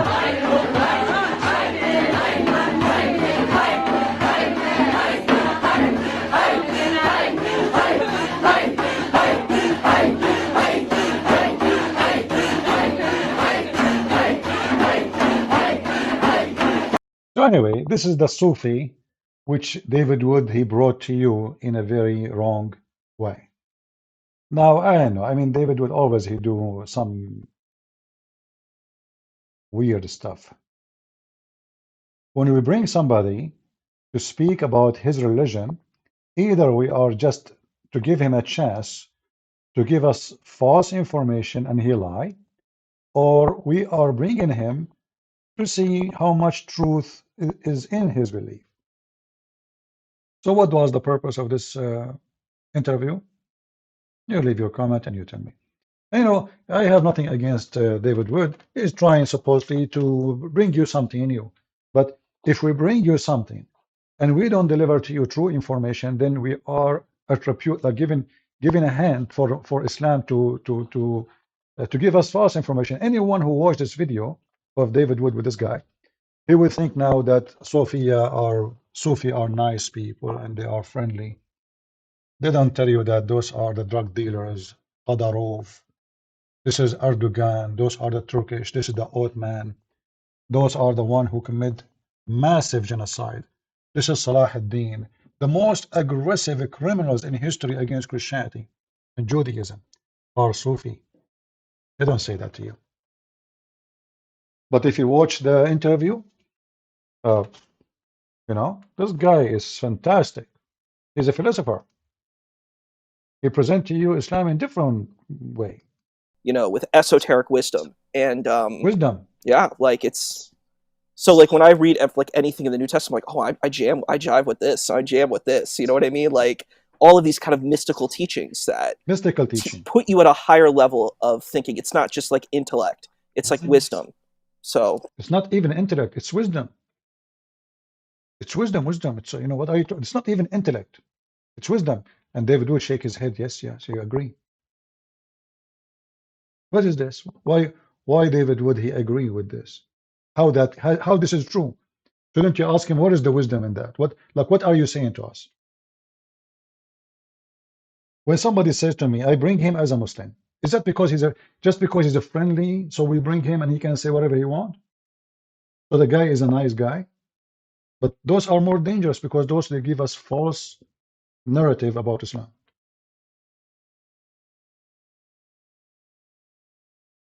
Many who watch this program, he will say, okay, now from now on, he hear somebody saying the word Sufi. Oh, we saw in David Wood video, the guy was nice. They are nice people. But this is absolutely false. The most aggressive criminals in the history of Islam, they were Sufi.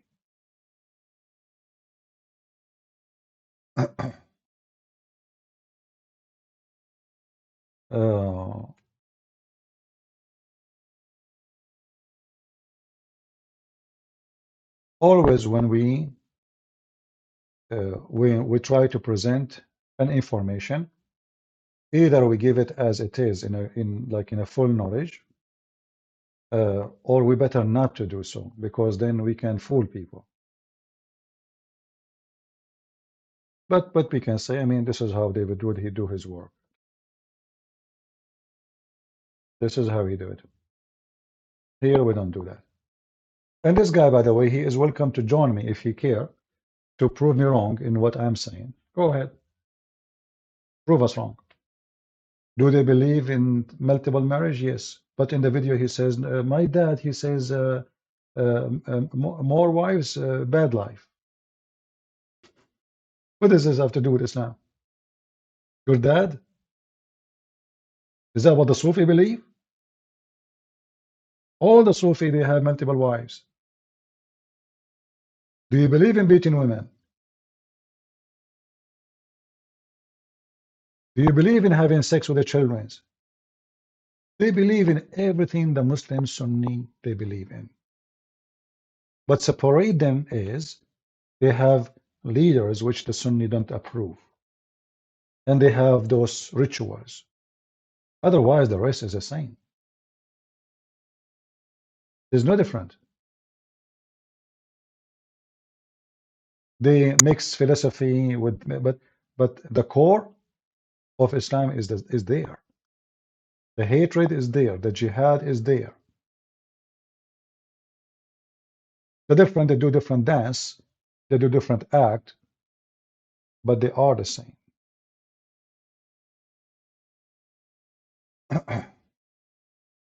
Anyway, guys, don't forget to subscribe. I think maybe it's time for me to go. Who wanna have some coffee with me? Anyone? Wanna have some coffee? Morning coffee. So we came on this time, so you guys, we will see if this time is good for Asia, so I can come more. If not, then I will switch different time. And you know, after many hours, we have only few. I hope people will subscribe and to bring more people, so we can come in different time and we can provide our service to people who exist in different territory. I want to say thank you all for being here. I appreciate having you, and I hope we learned something good for today and for tomorrow. And be careful. Not everyone who speak about Islam, he can present Islam in a correct way.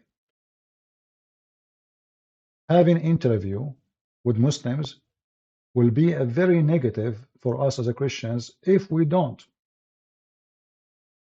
get the benefit of this interview. If the interview will not expose that there is something wrong there, so what the point of this interview? This guy, he came, he started saying things. He present the Sufi spiritual high class. They are about wisdom. There are people who believe in God. There are people who believe in mercy, love, harmony, peace. Absolutely garbage. When this guy himself, he mentioned Salah ad-Din, shouldn't David Wood say to him, so what kind of a man Salah ad-Din is? He's a very evil man. He destroyed villages of Christians, burned them, he raped women, he took churches, he burned churches, he stole the crosses, the gold inside the churches, anything, the silverware, anything the Christians they own. He took their chicken, he took their cows, he took their animals, he took the children as slaves, and then what? We speak about wisdom and high authority, and the guy himself, he mentions Salah ad-Din to you.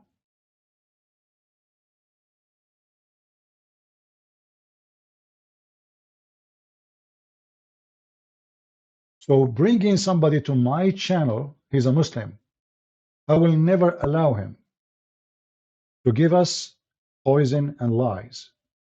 It's my duty, because I'm the one who brought him here, to check facts of what he's saying. You see, if this guy is saying something truthful, I will not argue. If this is what they are, I will say, okay, well, this is what they are. You know what I mean? If those people believe in spirituality and wisdom, and they don't believe in hating Christians and marrying children and beating women and all the garbage in Islam, I would say, okay, this guy is, this sect is a nice sect then. But this is not true. Those are the most evil ones in history of Islam. Actually, they killed more Christians than the Salafi.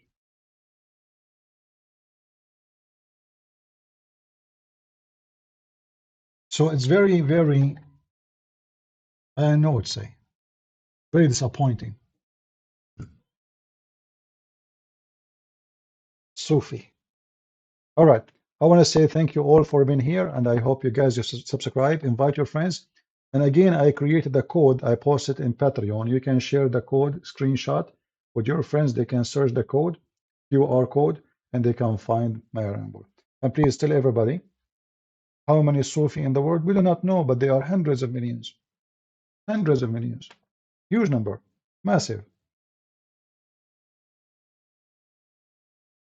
Share with your friends.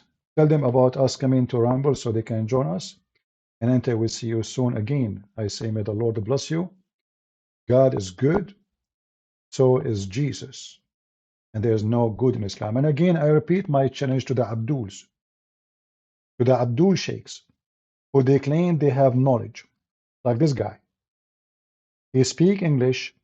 He have no excuse to say, I cannot debate Christian Prince. I will call him. He can choose the time, even if it's for me like 3 a.m. in the morning. I will come to debate him. He can choose the time. He can choose the date. We go live, and you will see that those are not what they claim to be. They have zero knowledge of Islam. They are just businessmen. Literally, nothing but businessmen. And I warn the Christians too. There's many Christians who they are like those people. They are just businessmen. They don't believe in God. They don't care for God.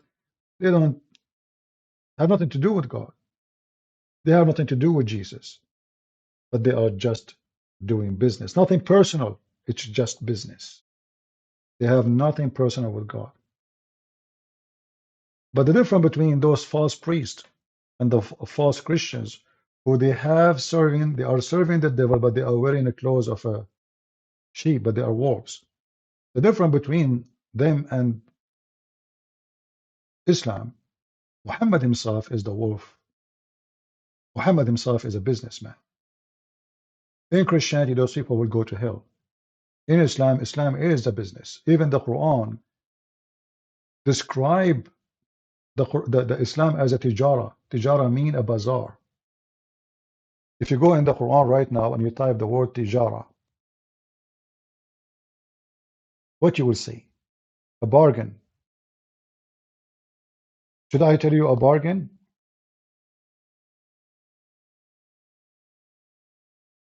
It's a tijara. Muhammad is a businessman. All of those is tijara.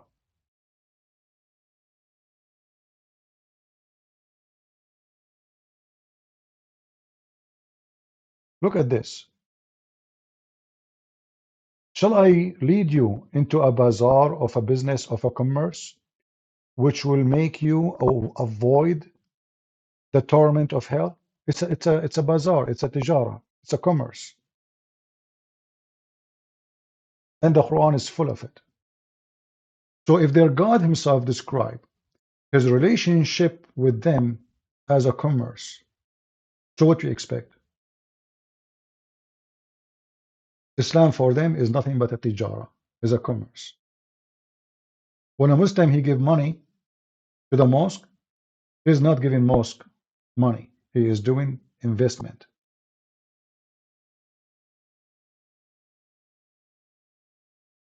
That's why the verse after it says, you give your money to the Prophet.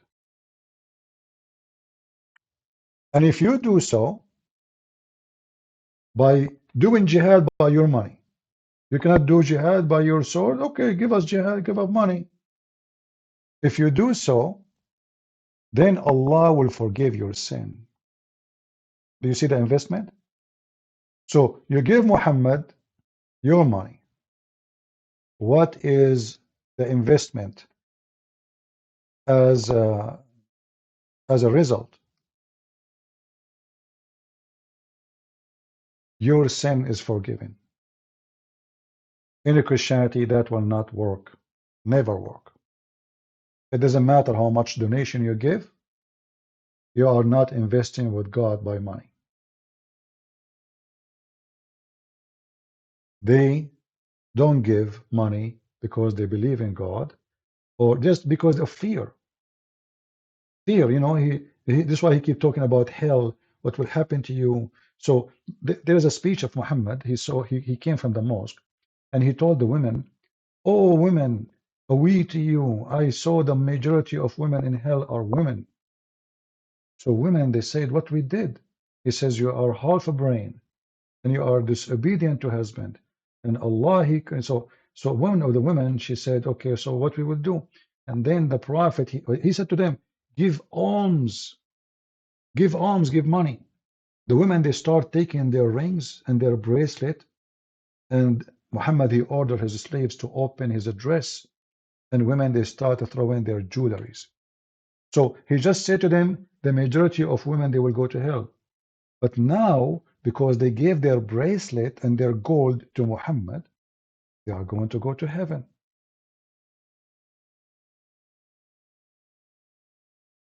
Cannot be from God. You don't go to heaven because you donate a bracelet. A second ago, they were going to go to hell. And now just because they give you their earring and their rings and their jewelries, they are good? All cult leaders, remember that. Cult leaders, they want three things: money, sex, power. Money, sex, power. So they take the money of their followers, they sleep with the women of their followers, and they want power to take control of their followers. It's all about this. And they are connected. Sex is money. Money is sex. You have money, you have sex. You have many women, that means you are rich. And rotates, as an example.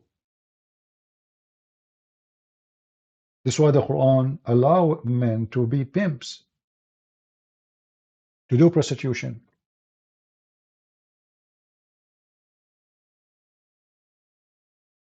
So be careful, not everything look appearance like this guy in the interview with David Wood. It sounds like, okay, this is a nice, those Sufi are really friendly. They are about philosophy and spirituality. It's just nothing but garbage. In fact, there's nothing spiritual in what they do. What this dance is about. This is spirituality. It's about going high. So you start jumping like monkeys, and because you are with a group, you go high. It's literally drugs. Or you go around yourself non-stop. It's a form of drugs. And sadly, some Christians allow them to promote their lies between us. So I want to say thank you all for being here. And I hope those who listen to us today, they will deliver my challenge to this Abdul. His name, Ustaz Adi Hidayat, sorry. Hidayat. Ustads. And you know, when somebody call himself Ustad, that is even more horrible. You know, when I type, Master Christian Prince, but I'm Christian Prince. And then I call myself Master. Guys, are you getting how silly it is? What is that? Why are you calling yourself ustad? If somebody call you such a title, okay, we will let it go. But you call yourself master, ustad? Really? So what I will call myself now?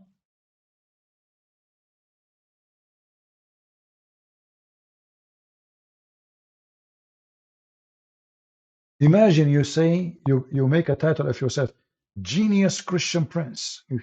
Who said that? Christian Prince, the genius. The knowledgeable Christian Prince.